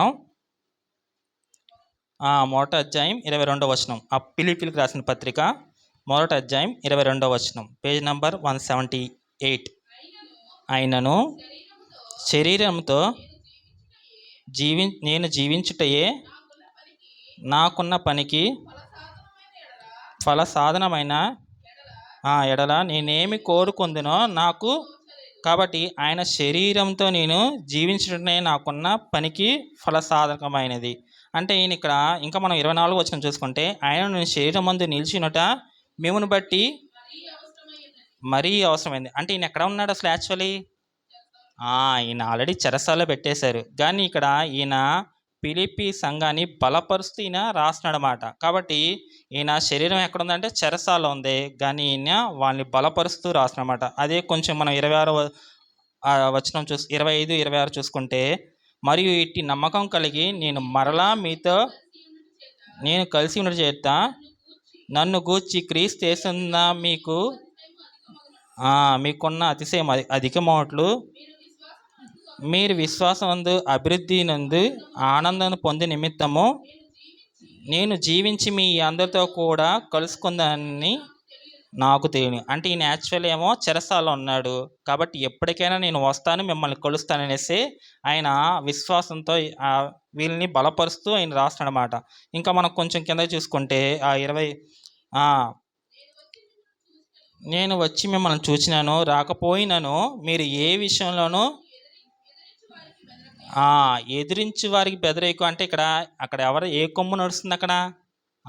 కాబట్టి ఇక్కడ ఏదైతే మనం ఇక్కడ మాట్లాడుకుంటున్నామో నీరో, అక్కడ వాళ్ళకి మీరు ఎదిరించిన వారికి బెదరక అందరూ ఒక్క భావంతో సువార్త విశ్వాస పక్షాన పోరాడుచు ఏక మనసు గలవారై నిలుచున్న వారిని నేను మిమ్మును గూర్చి వినులాగున మీరు క్రీస్తు సువార్తను తగినట్లుగా ప్రవర్తించండి. అట్లు మీరు బెదరకుండుట వారికి నాశనమును మీకు రక్షణను కలుగుటకై సూచనగా ఉన్నది. ఇది దేవుని వలన కలుగునదే. కాబట్టి మీకు వచ్చిన శ్రమను చూసి మీరు ఏమాత్రం బెదరబాకండి, మీరు అందరూ ఒక్క మాట మీద ఉండి మీరు క్రీస్తు సువార్తను తగినట్లుగా ప్రవర్తించండి అనేసి ఇక్కడ అపోస్తలుడైన పౌలు భక్తుడు ఫిలిప్పీ సంఘానికి బలపరుస్తూ రాస్తున్నాడు అన్నమాట. కాబట్టి ఈయన ఇక్కడ క్రైస్తవులు ఎలాంటి స్థితిలో ఉన్నారు, పరిశుద్ధులు ఎలాంటి పోరాటాలు పోరాడుతున్నారో మనం చూస్తున్నాం అన్నమాట. ఇక్కడ అపోస్తలుడైన పౌలు భక్తుడు కానీ, అదేవిధంగా ఇలా చూసిన పేతురు కానీ హతసాక్షులు అయ్యారన్నాం. ఆయన ఇంకో చోట ఏమో అంటున్నాడు, ఆయన అగ్ని వంటి మహాశ్రమ అంటున్నాడు. కాబట్టి మనం వీలే ఇంతలా శ్రమలు పడుతుంటే మన వాటిని చూసి మనం ఇంకా ఎంతో భయపడిపోతున్నమాట. కానీ ఇక్కడ ప్రత్యక్షంగా పరోక్షంగా వీళ్ళకి అపవాది ఏ విధంగా అయితే రోమా ప్రభుత్వానికి సహాయపడుతూ వాళ్ళని తన ప్రేరేపణలో తీసుకుంటుందో, ఇక్కడ మీరు ఏమాత్రం భయపడబాకండి అని పౌలు భక్తుడు ఫిలిప్పీ సంఘానికి రాస్తున్నాడు అన్నమాట. కాబట్టి మనం ఇంకా చూసుకుంటే ఇక్కడ 30ల చివరిలో క్రీస్తునందు విశ్వాసం ఉంచడం మాత్రమే గాక ఆయన పక్షాన శ్రమపడటయు ఆయన పక్షమున మీకు, కాబట్టి ఆయన పక్షంనే శ్రమపడటయు ఆయన పక్షం మీకు అనుగ్రహపని. కాబట్టి శ్రమ కూడా ఎవరు పెడుతున్నట్టు మనకి ఇప్పుడు ఆయన పక్షంనే. కాబట్టి ఆ పరీక్షను మనం ఏదో విధంగా మనం తట్టుకొని నిలబడాల్సిందే. ఎందుకంటే అది ఏ పరీక్ష? విశ్వాస పరీక్ష మాట. దాన్ని మనం తీసివేయటానికి వీల్లేదు, దాన్ని మనం లోబడవలసిందే. ఎందుకని మనం ఎవరి పిల్లలం?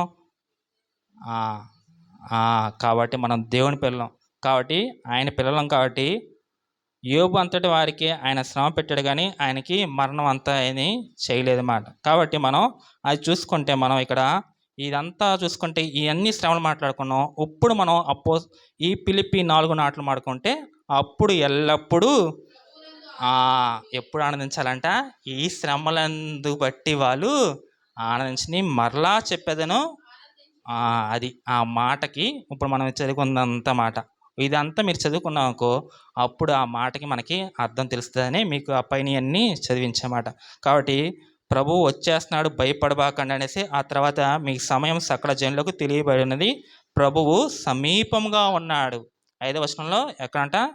దేవుడు సమీపంగా ఉన్నాడు. కాబట్టి మనం ఇక్కడ వాళ్ళు వచ్చిన శ్రమను బట్టి మీరు భయపడబాకండి, ఆనందించండి, మరలా చెప్పదని. ఎందుకంటే ప్రభు అయిన యేసుక్రీస్తు వారు సమీపంగా ఉన్నాడు, వచ్చేస్తున్నాడు. కాబట్టి మా వల్ల కాదయ్యా, నేను నిలబడలేకపోతున్నానయ్యా అంటే మనం ఇంకేమి చేయలేమాట. కాబట్టి మన విశ్వాస పరీక్షలో మనం నిలబడాలి, ఇంకో విధంగా ఆనందించాలి, దుఃఖపడకూడదు, దూషించకూడదు. దేవుని మనం దూషించే అధికారం కానీ సాహసం కానీ చేయకూడదు. ఎందుకంటే అది మనకి శాపం అయిపోయింది. మన వరకే కాదు, మన పిల్లలకు కూడా వెళ్ళిపోతుంది అన్నమాట. కాబట్టి మనం అంత ధైర్యం కానీ సాహసం కానీ చేయబాకండి. ఎందుకంటే దేవుడు అన్నిటినీ చేశాడు, కానీ తన ఇష్టంగా మనల్ని చేసుకున్నాడు. కాబట్టి ఆయన చిత్తానికి మనం లోబడి జీవించాల్సిందే, ప్రతిదీ ఆయన చిత్త ప్రకారంగా జరగాల్సిందే. కాబట్టి వీలైతే మనం దాన్ని ప్రార్థనతో, దాన్ని మనం సహించి ఓర్పుతో సహనంతో కనిపెట్టే వారంగా ఉండాలన్నమాట. కాబట్టి మనం ఎన్ని చూసుకున్నాం కొమ్ములు? మనం 5 కొమ్ములు చూసుకున్నాం. 6వదిగా కల్బా, ఈయన 68. ఇది మనం చూసుకుంటే చాలా వీక్ కొమ్ము మాట. 3 కొమ్ములను మాట్లాడుకున్నాం కదా దాంట్లో, ఇది 6వది మాట. ఈ పేరు కూడా బైబిల్లో లేదు. 7వదిగా వాతో, 69. ఈ 69లోనే 8వ కొమ్ము వెటీలియస్, ఇది 8వ కొమ్ము మాట. అంటే ఇక్కడ మనం చూసుకుంటే 68, 69లోనే 3 కొమ్ములు, 3 రాజులు వచ్చేసాయి అన్నమాట. కల్బా, వాతో, వెటీలియస్. 9వదిగా వెస్పాసియన్, ఈయన 69 నుంచి 79. అంటే 69 ఆల్రెడీ వెటీలియస్ ఉన్నాడు, ఆ టైంలోనే మళ్ళీ వెస్పానియన్ వచ్చాడు. అంటే వీక్ కొమ్మని మాట్లాడుకుందాం, 3 కొమ్ములు. కాబట్టి వెస్పాసియన్ VSPASIAN, వెస్పాసియన్ 69 నుంచి 79 వరకు. ఈయన ఇక్కడ 3 కొమ్ములు అయిపోయినాయి కదా మనకి. ఎవరెవరు? కల్బా, వాతో, వెటీలియస్. ఈ 3 కొమ్ములు బలహీనమైనవి మాట. కాబట్టి ఇంకా 9వ కొమ్ము వెస్పాసియన్. కాబట్టి యేసుప్రభు వారే కొన్ని జాగ్రత్తలు చెప్పారన్నమాట. ఏమని? యూదులందరూ మీరు కొండల దగ్గరికి వెళ్ళిపోతారు అనేసి. ఆ మాట ఎక్కడుందో ఒకసారి చూద్దాం, ఎందుకంటే అది ఈయన టైంలోనే జరిగింది మాట. కాబట్టి మత్తయి సువార్త మత్తయి సువార్త 24వ అధ్యాయం పేజీ నంబర్ 25. మత్తయి సువార్త 24వ అధ్యాయం 15వ వచనం 16వ వచనం. కాబట్టి ప్రవక్త అయిన దానియేలు ద్వారా చెప్పబడిన నాశనకరమైన ఏహో వస్తువు పరిశుద్ధ స్థలమందు నిలుచుట మీరు చూడగానే చదువువాడు గ్రహించును గాక. యూదులో ఉండువారు కొండలకు పారిపోవాలి. అంటే ఇక్కడ మనకు దానియేలు ప్రవక్త అయిన దానియేలు ద్వారా చెప్పబడిన, అంటే మనకి ఇంకా దానియేలు గ్రంథంలో ఈ మాట రాలా, ఇది వచ్చిద్ది. కానీ ముందుగా మనం ఇక్కడ ఈ యూదులందరూ కొండలకు పారిపోవాలని చూడండి. ఈ కొండలకి ఎవరి టైంలో పారిపోయారంటే ఈ వెస్పాసియన్ టైంలో పారిపోయారు అన్నమాట. కాబట్టి యూదులందరూ కొండల దగ్గరికి పారిపోవాలను. కాబట్టి మనం ఇంకా ఇది 24-21లో చూసుకుంటే, లోక ఆరంభం నుండి ఇప్పటి వరకు అట్టి శ్రమ కలుగలేదు, ఇంకా ఎప్పుడూ కలగబోదు. కాబట్టి ఇక్కడ మెయిన్గా యూదులకి మెయిన్గా శిక్ష ఎవరి పాలన జరుగుతుందంటే రోమా పరిపాలననే జరుగుతుందన్నమాట. క్రైస్తవులు ఎక్కువగా బాగా హింసలబడింది కానీ హతసాక్షులైన శిక్షలందరూ హతసాక్షులైంది కూడా ఈ రోమా ప్రభుత్వం టైంలోనే అన్నమాట. కాబట్టి ఇది ఎన్నో కొమ్ము? 9వ కొమ్ము వెస్పాసియన్. 10వ కొమ్ముగా టైటస్ 79 నుంచి 81 వరకు. ఇక్కడ మనం చూసుకుంటే 10 కొమ్ముల మాట. ఈయన కూడా బైబిల్లో ఎక్కడ లేదు మాట టైటస్. ఇంకా 11వ కొమ్ము, ఇక్కడ మనం అంతకుముందు చూసాం కదా, చివరిగా 3 కొమ్ముల తర్వాత ఇంకో కొమ్ము వచ్చిందని. ఈయన పేరు డొమిషియన్, DOMITION, డొమిషియన్. ఈయన 81 నుంచి 96. ఇతను మిగిలిన కొమ్ముల కంటే భిన్నమైన వాడు. ఈయన ఎందుకు ఇంత భిన్నమైన వాడుగా ఉన్నాడంటే, ఇక్కడ మనం చూసుకుంటే దానియేలు గ్రంథంలోనే 7వ అధ్యాయం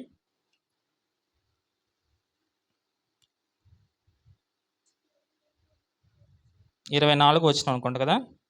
ఆ 10 కొమ్ముల రాజు నుండి పట్టు 10 మంది రాజులను సూచింది. కడపటి ముందుగా ఉన్న రాజులు భిన్నమగు మరి యొక్క రాజు పుట్టి ఆ 3 రాజులని పాడద్రోయిని. అంటే 3 రాజులని కొట్టేసి ఈ రాజు రాలా, ఆ 3 రాజులు ఒకరి తర్వాత ఒకరు అంత అయిపోయిన తర్వాత ఈ చివరకు వచ్చిన ఈ డొమిషియన్ అయిన ఆయన వచ్చాడనమాట. ఈయన ఈ 3 కంటే బలంగానో భిన్నంగా ఉన్నాడనమాట.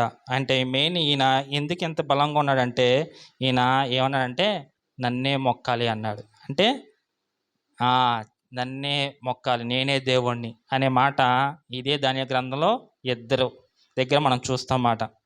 ఎవరంటే నెబుకద్నెజరేమో ప్రతిమ కట్టి నానే దేవుణ్ణి అనేసి నాకే మొక్కలు అనేసి అన్నప్పుడు వాళ్ళు 3 ఎవరు షడ్రక్ మేషక్ అబేద్నెగో 3 వాళ్ళు చేయకపోతే వాళ్ళని అగ్నిగుండంలో వేసేస్తారు. అదేవిధంగా దర్యావేష్ కూడా 6వ అధ్యాయంలో కూడా తను అక్కడ ఒక శాసనం వేయిస్తాడనమాట, ఎవ్వరికి పూజ చేయకూడదు, మీరందరూ నాకే పూజ చేయాలనేసి. కాబట్టి ఇక్కడ అలాంటి రాజద్రోహం ఇప్పుడు అదే విధంగా ఇక్కడ ఈ కొమ్ము 11వ కొమ్ము డొమిషియన్ కూడా అదేవిధంగా ఒక శాసనం వేయించాడనమాట. ఏంటంటే మీరందరూ నేనే దేవుణ్ణి, మీరందరూ నన్నే పూజించేయాలి. కాబట్టి ఒక శాసనం వేయించాడు, చేయకపోతే వాళ్ళకి మరణశిక్ష. కాబట్టి ఆయన క్రైస్తవులు దానికి ఒప్పుకోలేదు మాట. కాబట్టి వీళ్ళు ఒప్పుకోలేందుకు వాళ్ళని ఏమంటున్నాడు, మరణశిక్ష విధించామన్నమాట. కాబట్టి ఈ డొమిషియన్ అంత క్రూరంగా, ఈ 11వ కొమ్ము అంత బలంగా కనబడుతుందన్నమాట.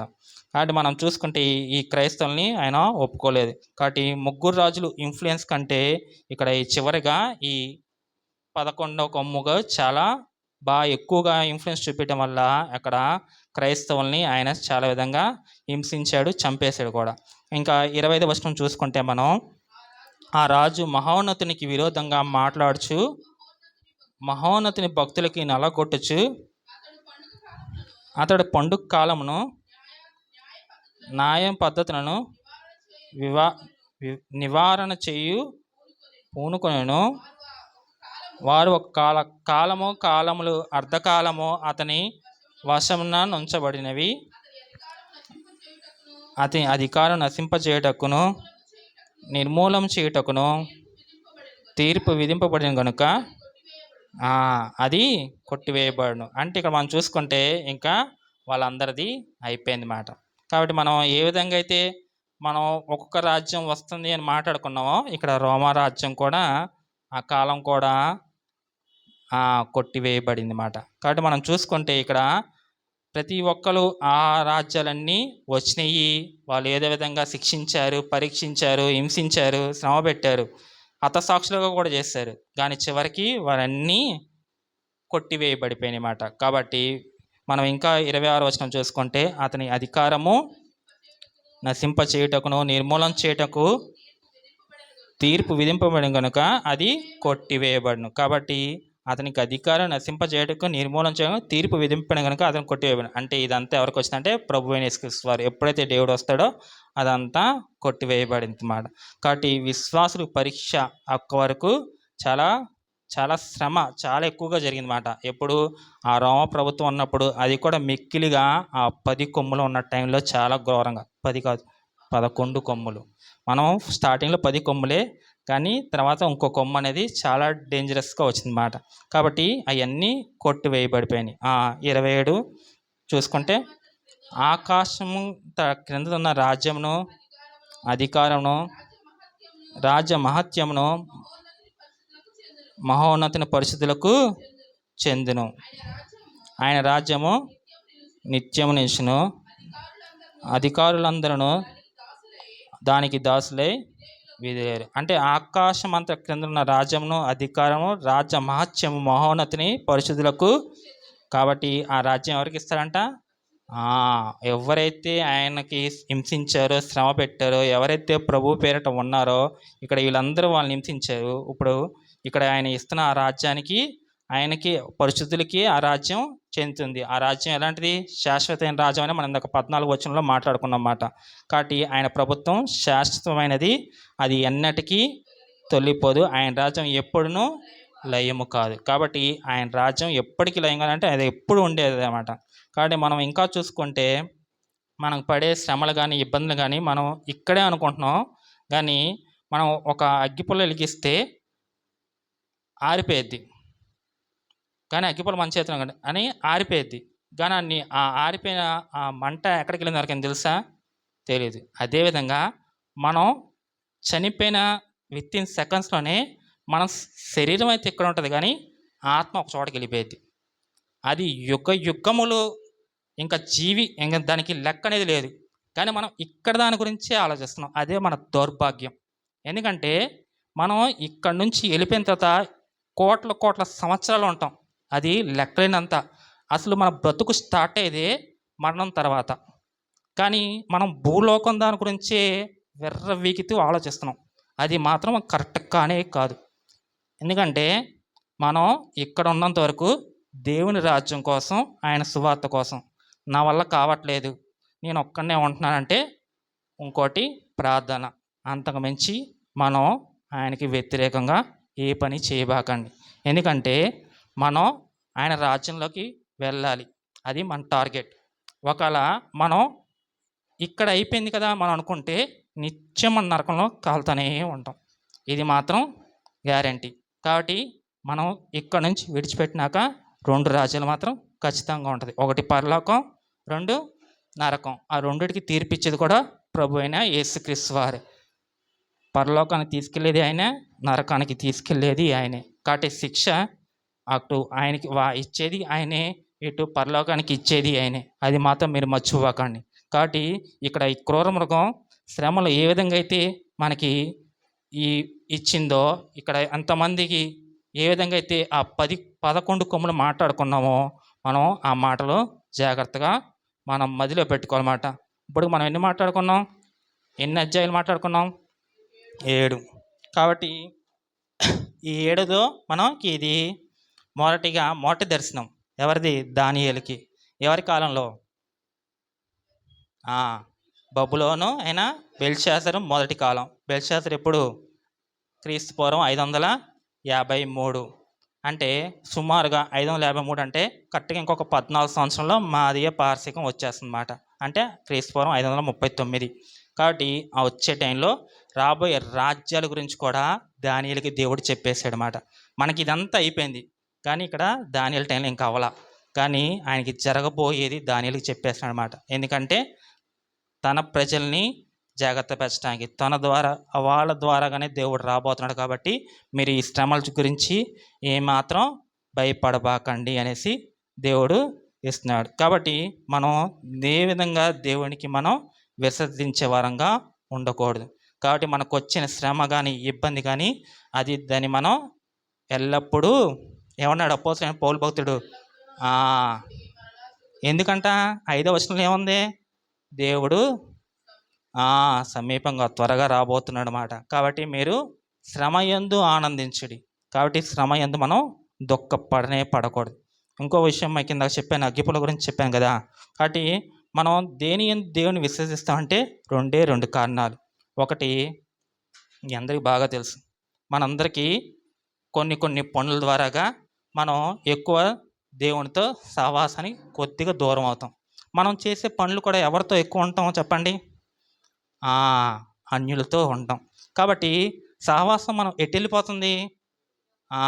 కాబట్టి మన ఆలోచనలు కానీ మన ధ్యాస కానీ అప్పుడు ఏమైద్ది, దీనికి భిన్నంగా దూరంగా ఉంటుంది అన్నమాట. మనం చీకట్లో ఉన్న వాళ్ళని వెలిగించే బదులు మనం ఏమవుతున్నాం, అది ఏంటిది, నెంబర్ 1 దేవుని దూషించడానికి కారణం. రెండోదికి ఏంటంటే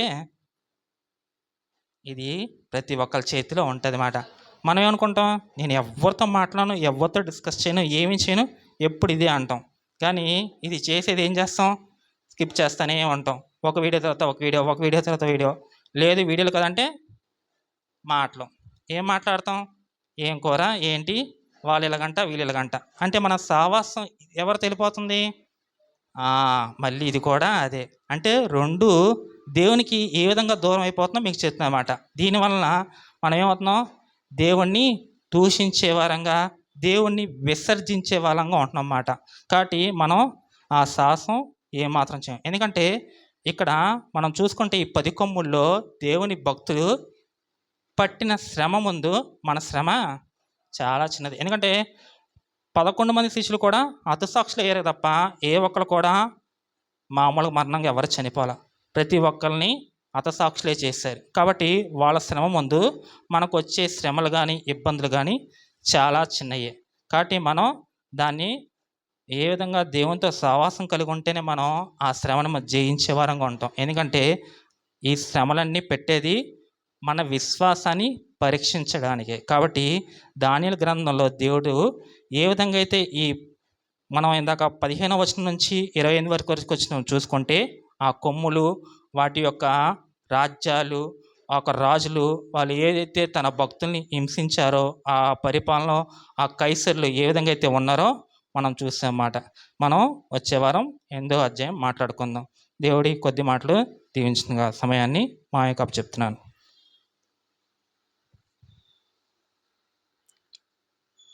ఇప్పటి వరకు సాము దానియేలు గ్రంథం గురించి చెప్పడం జరిగింది. ఏదేమైనా కానీ శ్రమలు, ఇబ్బందులు, ఇక్కట్లు ఇవన్నీ మన జీవితాల్లో ప్రజెంట్ ఎప్పుడు జరుగుతూనే ఉంటాయి. అన్నిటికీ గ్యారంటీ ఉంది కానీ ఒకదానికి గ్యారంటీ లేదు. చెప్పగలరా దేనికో? మన ప్రాణానికి. ఏమని చేస్తాడు, లైట్ ఇస్తాడు, రీప్లేస్ చేస్తాడు. ఫ్యాన్కి కూడా అంతే. ఆ విధంగా మనిషి తయారు చేస్తాడు. దేవుడు అలా తయారు చేయలేదు మనల్ని. అయితే ఇంతకాలం తయారు చేశాడు, దానికి గ్యారంటీ దాని అంతా మానవుడి చేతిలో ఉంది. అదేవిధంగా దేవుడు కూడా మన ప్రాణం కూడా ఆయన చేతిలో ఉంది. కాబట్టి మనము ఏది అవునని కానీ కాదని కానీ చెప్పడానికి అవకాశం లేదు. మనం ఎలాంటి వారం అంటే, ఒక భక్తుడు అంటాడు, కొమ్మరి చేతిలోని మట్టి వంటి వారం. మట్టి వంటి వారు. మట్టిని ఏం చేస్తాడు దేవుడు, ఆ కొమ్మరి తను ఇష్టం వచ్చిన రూపానికి మలుచుకుంటాడు. ఆయనకి ఇష్టం వచ్చిన ఎలా కావాలంటే అలాగా. అంతే తప్ప కుమ్మరెళ్ళి నన్ను ఎందుకు ఇలా చేసావు, నన్ను కూజాని చేయిపోయావా, లేకపోతే ఫ్లవర్ వాసన చేయిపోయావా, లేకపోతే కొండెందుకు చేసావు అని అడగడానికి అవకాశం ఉంటుందా? ఉండదు. బాగా చేసినా మళ్ళీ నలిపేస్తాడు. నలిపేసి అలా కాదు ఇలాగా. ఎందుకంటే మనం కుమ్మరి చేతిలోనే మట్టి వంటి వారం. మళ్ళీ బాగా తయారు చేసి దాన్ని ఏం చేస్తాడు, శుభ్రంగా చేసి ఎండబెట్టి వెంటనే కాలుస్తాడా? కాల్చడం. కొండ తయారు చేసి ఎండబెడతాడు. ఎండబెట్టిన తర్వాత ఎండింది అనుకుంటే అప్పుడు ఏం చేస్తాడు, దాన్ని కాలుస్తాడు. ఎందుకని 10 మందికి ఉపయోగపడాలంటే ఆ మట్టి అంత శ్రమ పడాలి. కాబట్టి మనము కూడా కొన్ని శ్రమలు, ఇబ్బందులు, ఎప్పుడు ఈ కుండ నీరు అందించుద్దంటే అంత కాల్పంత అయిపోయిన తర్వాత మనము కూడా ఈ లోకంలో ఒకప్పుడు సమసిపోవాల్సిందే. ఆ తర్వాత పరలోకం ఉన్న మన తండ్రిని మనం స్వేద తీర్చేవాళ్ళం అవుతాం. కాబట్టి ఈ శ్రమలు, ఇబ్బందులు వీటి వైపు మనం చూడకూడదు. ఈ లోకంలో ఉన్నదంతా శరీరాశ, నేత్రాశ, జీవపుడంబం. ఈ జీవపుడంబం దేంతో తీసాడు దేవుడు? మట్టితోనే తీసాడు. ఆ మట్టి ఏమైపోద్దంటే రేపొద్దున మట్టి అయిపోవాల్సిందే. ఎర్ర రంగుగా పుట్టావని నల్లగవో, నల్లగా పుట్టావని నల్లగవో, అలాగే మట్టి అయిపోతావు. ఎవరికన్నా ఏ భేదం లేదు, అందరూ పాపం చేసి దేవుడి అనుగ్రహించి మహిమను కాకపోతే ఏంటంటే ఈ లోకంలో ఉన్నంతకాలం అంతే. బై ఇప్పుడు వరకు చక్కని మాటలు విన్నాం. నాన్నగారు పరిస్థితి కొంత ఇబ్బందికరంగా గత కొన్ని దినాలుగా ఉంటుంది. అది అందరికీ తెలిసిన విషయమే. 86 సంవత్సరాలు వచ్చింది. ఏదో నింద అనేది తప్ప వేరేం కాదు. ఆయన మొన్న గోడ తగిలి కింద పడ్డాడు. ఆ తర్వాత 15 రోజులు 20 రోజులు దగ్గరికి అవుతూ ఉంది. అప్పుడు బాగానే ఉన్నారు. గత వారం రోజుల నుంచి కొద్దిగా ఇబ్బంది పడుతూ ఉంది. ఆయన దిగులు పెట్టుకొని ఏదో విధంగా అపవాది ఏం చేస్తాడంటే ఏర్పరచబడిన వారితో సహితం మోసం చేస్తాడు. అంటే ఏం ఏర్పరచబడ్డాడు?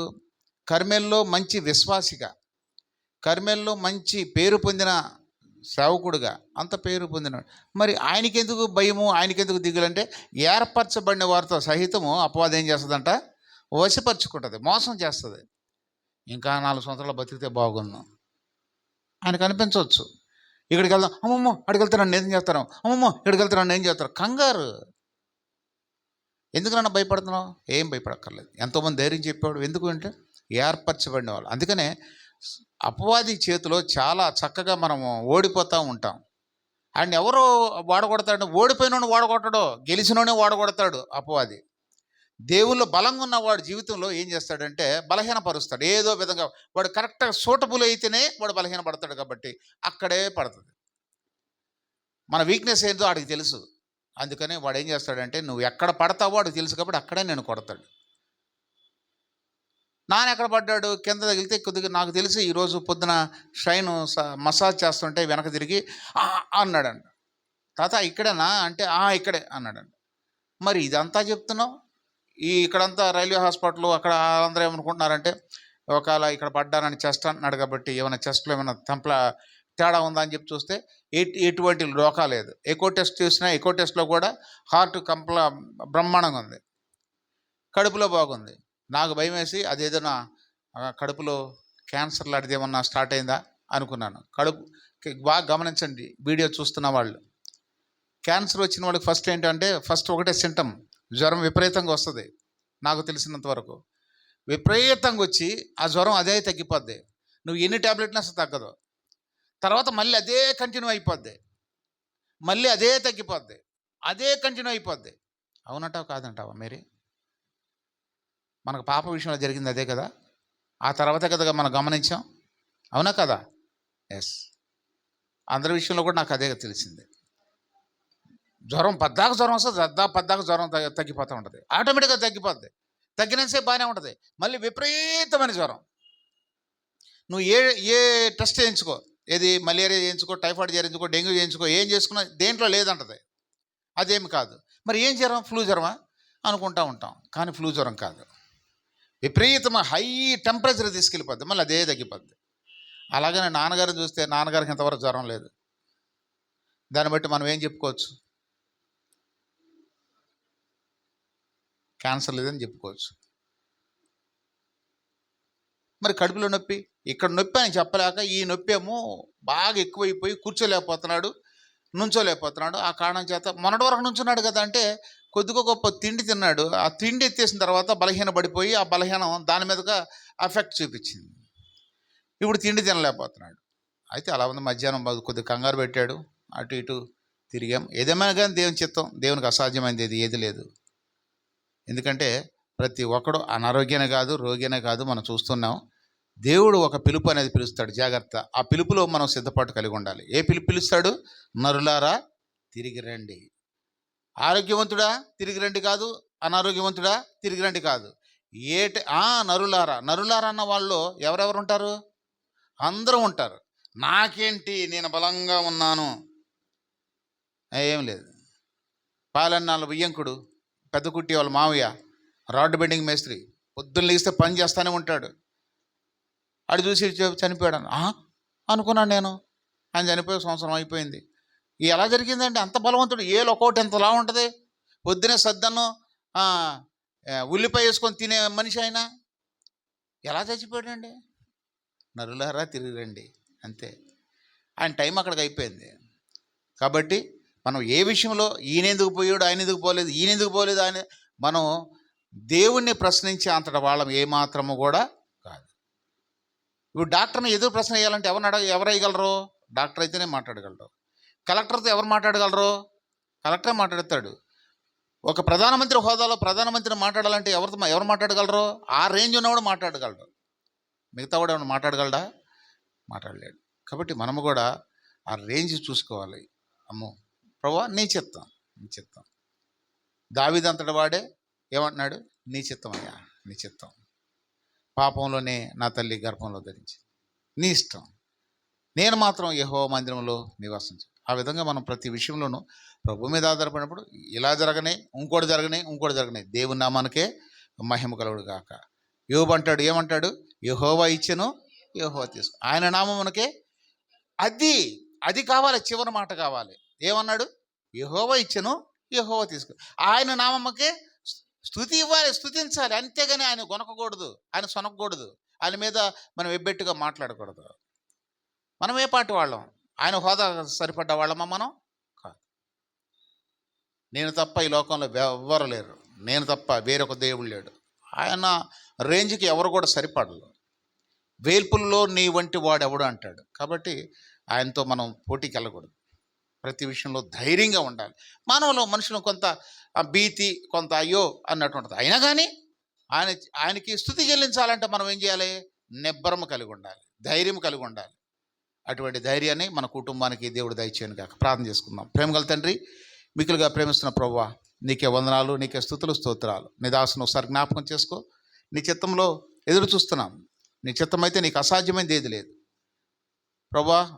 హెజ్కేలు గ్రంథంలో అంటున్నావు, ఎండిపోయిన ఎముకల్ని నువ్వు చెప్పినప్పుడు, నరులారా మీ స్థానం మీరు తెలుసుకో, చక్కగా నిలబడనుగానే ఎండిపోయిన ఎముకలతో సహా చర్మాన్ని కప్పుకొని, మాంసం కప్పుకొని ప్రభువా తిరిగి నిలబడినాయి. నీకు అసాధ్యమైంది ఏముంది? ఎన్నిసార్లు నీ దాసును బ్రతికించావు. ప్రార్థన చేయడం మా వంతు, కార్యాలు చేయడం నీ వంతు. ఏదేమైనా కానీ నీ చిత్తం నువ్వు నెరవేరాలి. అంతేగాని నీ చిత్తానికి మేము అవునని కానీ కాదని కానీ చెప్పజాలం. ఒకవేళ అలా చెప్పుంటే నన్ను క్షమించు, నీ కృపలో జ్ఞాపకం చేసుకో. బిడ్డలందరినీ దీవించు. ఎన్ని శోధనలు వచ్చినా, ఎన్ని బాధలు వచ్చినా పరిచర్య మాత్రం ఆకుండా నువ్వు కొనసాగిస్తున్నావు. అందుకొరకు వందనా స్తోత్రాలు. శ్యామ విషయంలో ఈరోజు గొప్పగా అమ్మ వాడుకున్నావు. అంతేకాకుండా మా కుటుంబాన్ని కూడా నిబ్బరపరుస్తున్నావు. ప్రతి ఒక్కరిని దీవించండి, అవసరించండి. ప్రతి విషయాన్ని చేతికి అప్పగిస్తున్నాను. ఎంతోమంది మాకంటే ప్రభా ధనవంతులు, మాకంటే వయసులో ఉన్నవాళ్ళు, మాకంటే పలుకుబడి ఉన్నవారు, మాకంటే అన్నీ కలిగిన వారు ఈ రోజున ఈ స్థాయిలో కూడా లేని వాళ్ళు చాలామంది ఉన్నారు. ప్రభా మమ్మల్ని అంతా తెగజారిపోయే స్థితికి రాకుండా ఈ రోజున క్షేమకరంగా మమ్మల్ని నువ్వు చేర్చినందుకు నీకు వందనాలు. ఒకటి మాత్రం నిజం, నువ్వు ఎందుకు ఇలా చేసావు అని అడగడానికి మాత్రం నాకు నోరు రానియకుండా చేయి నాయన. నీ చిత్తం. ఒకగానొక కుమారుడిని ఇచ్చి అబ్రహాంకి ఎందుకు ఇలా చేసావు అని అబ్రహాం అడగలేకపోయాడు కదా. నేను అలా అడుగుతాను నాయన, నీకంటే నేను ఎవరిని ఎక్కువ ప్రేమించను, తర్వాత నా పరిస్థితి ఏంటి అన్న ఆలోచన నాకు ఉండొచ్చు. కానీ నీ మీద ఇప్పుడు నేనైతే ఆధారపడతానో పరిపూర్ణంగా నన్ను మునుపుడు కంటే అత్యధికమైన మేలు నువ్వు నడిపించే దేవుడు. నీకు వందనాలు, నీకు స్తోత్రాలు. మనోనిబ్బరాన్ని దయచేస్తున్నందుకు నీకు వందనా స్తోత్రాలు. దీవించండి, అవసరించండి. ఈ వారం ఈ విధంగా జరిగింది. వచ్చే వారం ఇంకను అనేక మంది సంఘం చల్లారిపోకుండా అన్ని విషయాల్లో, ఎలాంటి విషయంలో కానీ ప్రభా నువ్వు పిలిచిన పిలుపు చాలా యథార్థమైంది. నువ్వు పిలిపించిన పిలుపు చాలా నమ్మకమైన నీ సాక్షులుగా, నీ బిడ్డలుగా ఉండడానికి సహాయం చేయి. ఎప్పటి వరకు? నీ రాకడ వరకు, మా పోకడ వరకు ఆ విధంగా ఉండడానికి కృప చూపించు. మా బిడ్డలో చాలామంది అనారోగ్యంగా ఉన్నారు, ఎంతమంది అస్వస్థలుగా ఉన్నారు. అందరిని కొరకు ప్రార్థన చేస్తున్నా. నీ కృపలో జ్ఞాపకం చేసుకో, బలపరిచి స్థిరపరచు. వచ్చిన వారిని బట్టి నీకు వందనా స్తోత్రాలు. మనుషులు మాట్లాడుకోవడం వల్ల మనుషుడు బలహీనపడిపోతాడు, కానీ ప్రభా నువ్వు మాట్లాడితే ధైర్యం పొందుకుంటాం. అందుకొరకు నీకు వందనా స్తోత్రాలు. ప్రభా అపోస్తలుడైన పౌలు అంటాడు, మేము దరిద్రతలో ఉన్నా కానీ అనేక మంది గొప్పవారుగా చేయగల వారము. ఎంతో గొప్ప మాట. అలాంటి మాటలు మమ్మల్ని ఆదరించే మాటలు. ఏ సమయంలో మేము దరిద్రతలో ఉన్నా, అనారోగ్య పరిస్థితిలో ఉన్నా, ప్రభువా ఆర్థికంగా వెనుకబడిపోయి ఉన్నా, దిగజారిపోయి ఉన్నా, నీలో మేము బలవంతులం. ఫిలిప్పీ 4:6 ప్రకారం చెప్పిన ప్రకారంగా ప్రభువునందు ఆనందించడి మరలా చెప్పుతున్నాను. మీ సహనమును సకల జనులకు తెలియజేయడి. ప్రభు సమీపంగా ఉన్నాడు. నిజమేనాయన, మేము సహనంతో ఉండడానికి సహాయం చేయి. మా ప్రభు ఏర్పరచబడిన వారితో సహితం అపవాది ఎత్తికెళ్ళిపోవడానికి, చిక్కులు పెట్టడానికి సిద్ధంగా ఉన్నాడు. ఏమాత్రం కూడా అపవాదికి మేము తలవంచం. ఆ విధంగా ఉండడానికి కృప చూపించు. నీకే మహిమ, నీకే ఘనత. వచ్చిన వారిని బట్టి నీకు వందనాలు. కొద్దిగా లేటుగా అయినా కానీ అందరూ వచ్చారు. ఈరోజు నాన్నగారి విషయంలో కొంత ఇబ్బందులు పడినాం అయినా కానీ నీ నామకు మహిమ ఘనత ఆరోపించుకోండి. ప్రభు నీ చిత్తంలో శనివారం ఆదివారం కొరకు ప్రార్థన చేస్తున్నావు. బలపరిచి స్థిరపరచు. నీ నామకు మహిమ ఘనత ఆరోపించుకుంటూ నీ దాసుని మరొకసారి జ్ఞాపకం చేసుకోండి. వచ్చిన అందరిని దీవించమని ప్రభు యేసు నామములో స్తుతించి ప్రార్థించి అత్యంత వేడుకుంటున్నాను తండ్రి. యేసు రక్తమే చేయం, సిలువ రక్తమే చేయం. ప్రభు యేసు నామమున సంపూర్ణ విజయం కలుగునుగా. అపవాది క్రియలు కలంత నాశనం. ప్రభు యేసు నామమున సంపూర్ణ జయం కలుగునుగాక. ఆమేన్. వచ్చిన మీ అందరికీ హృదయపూర్వక వందనాలు. అందరికీ వందనాలు.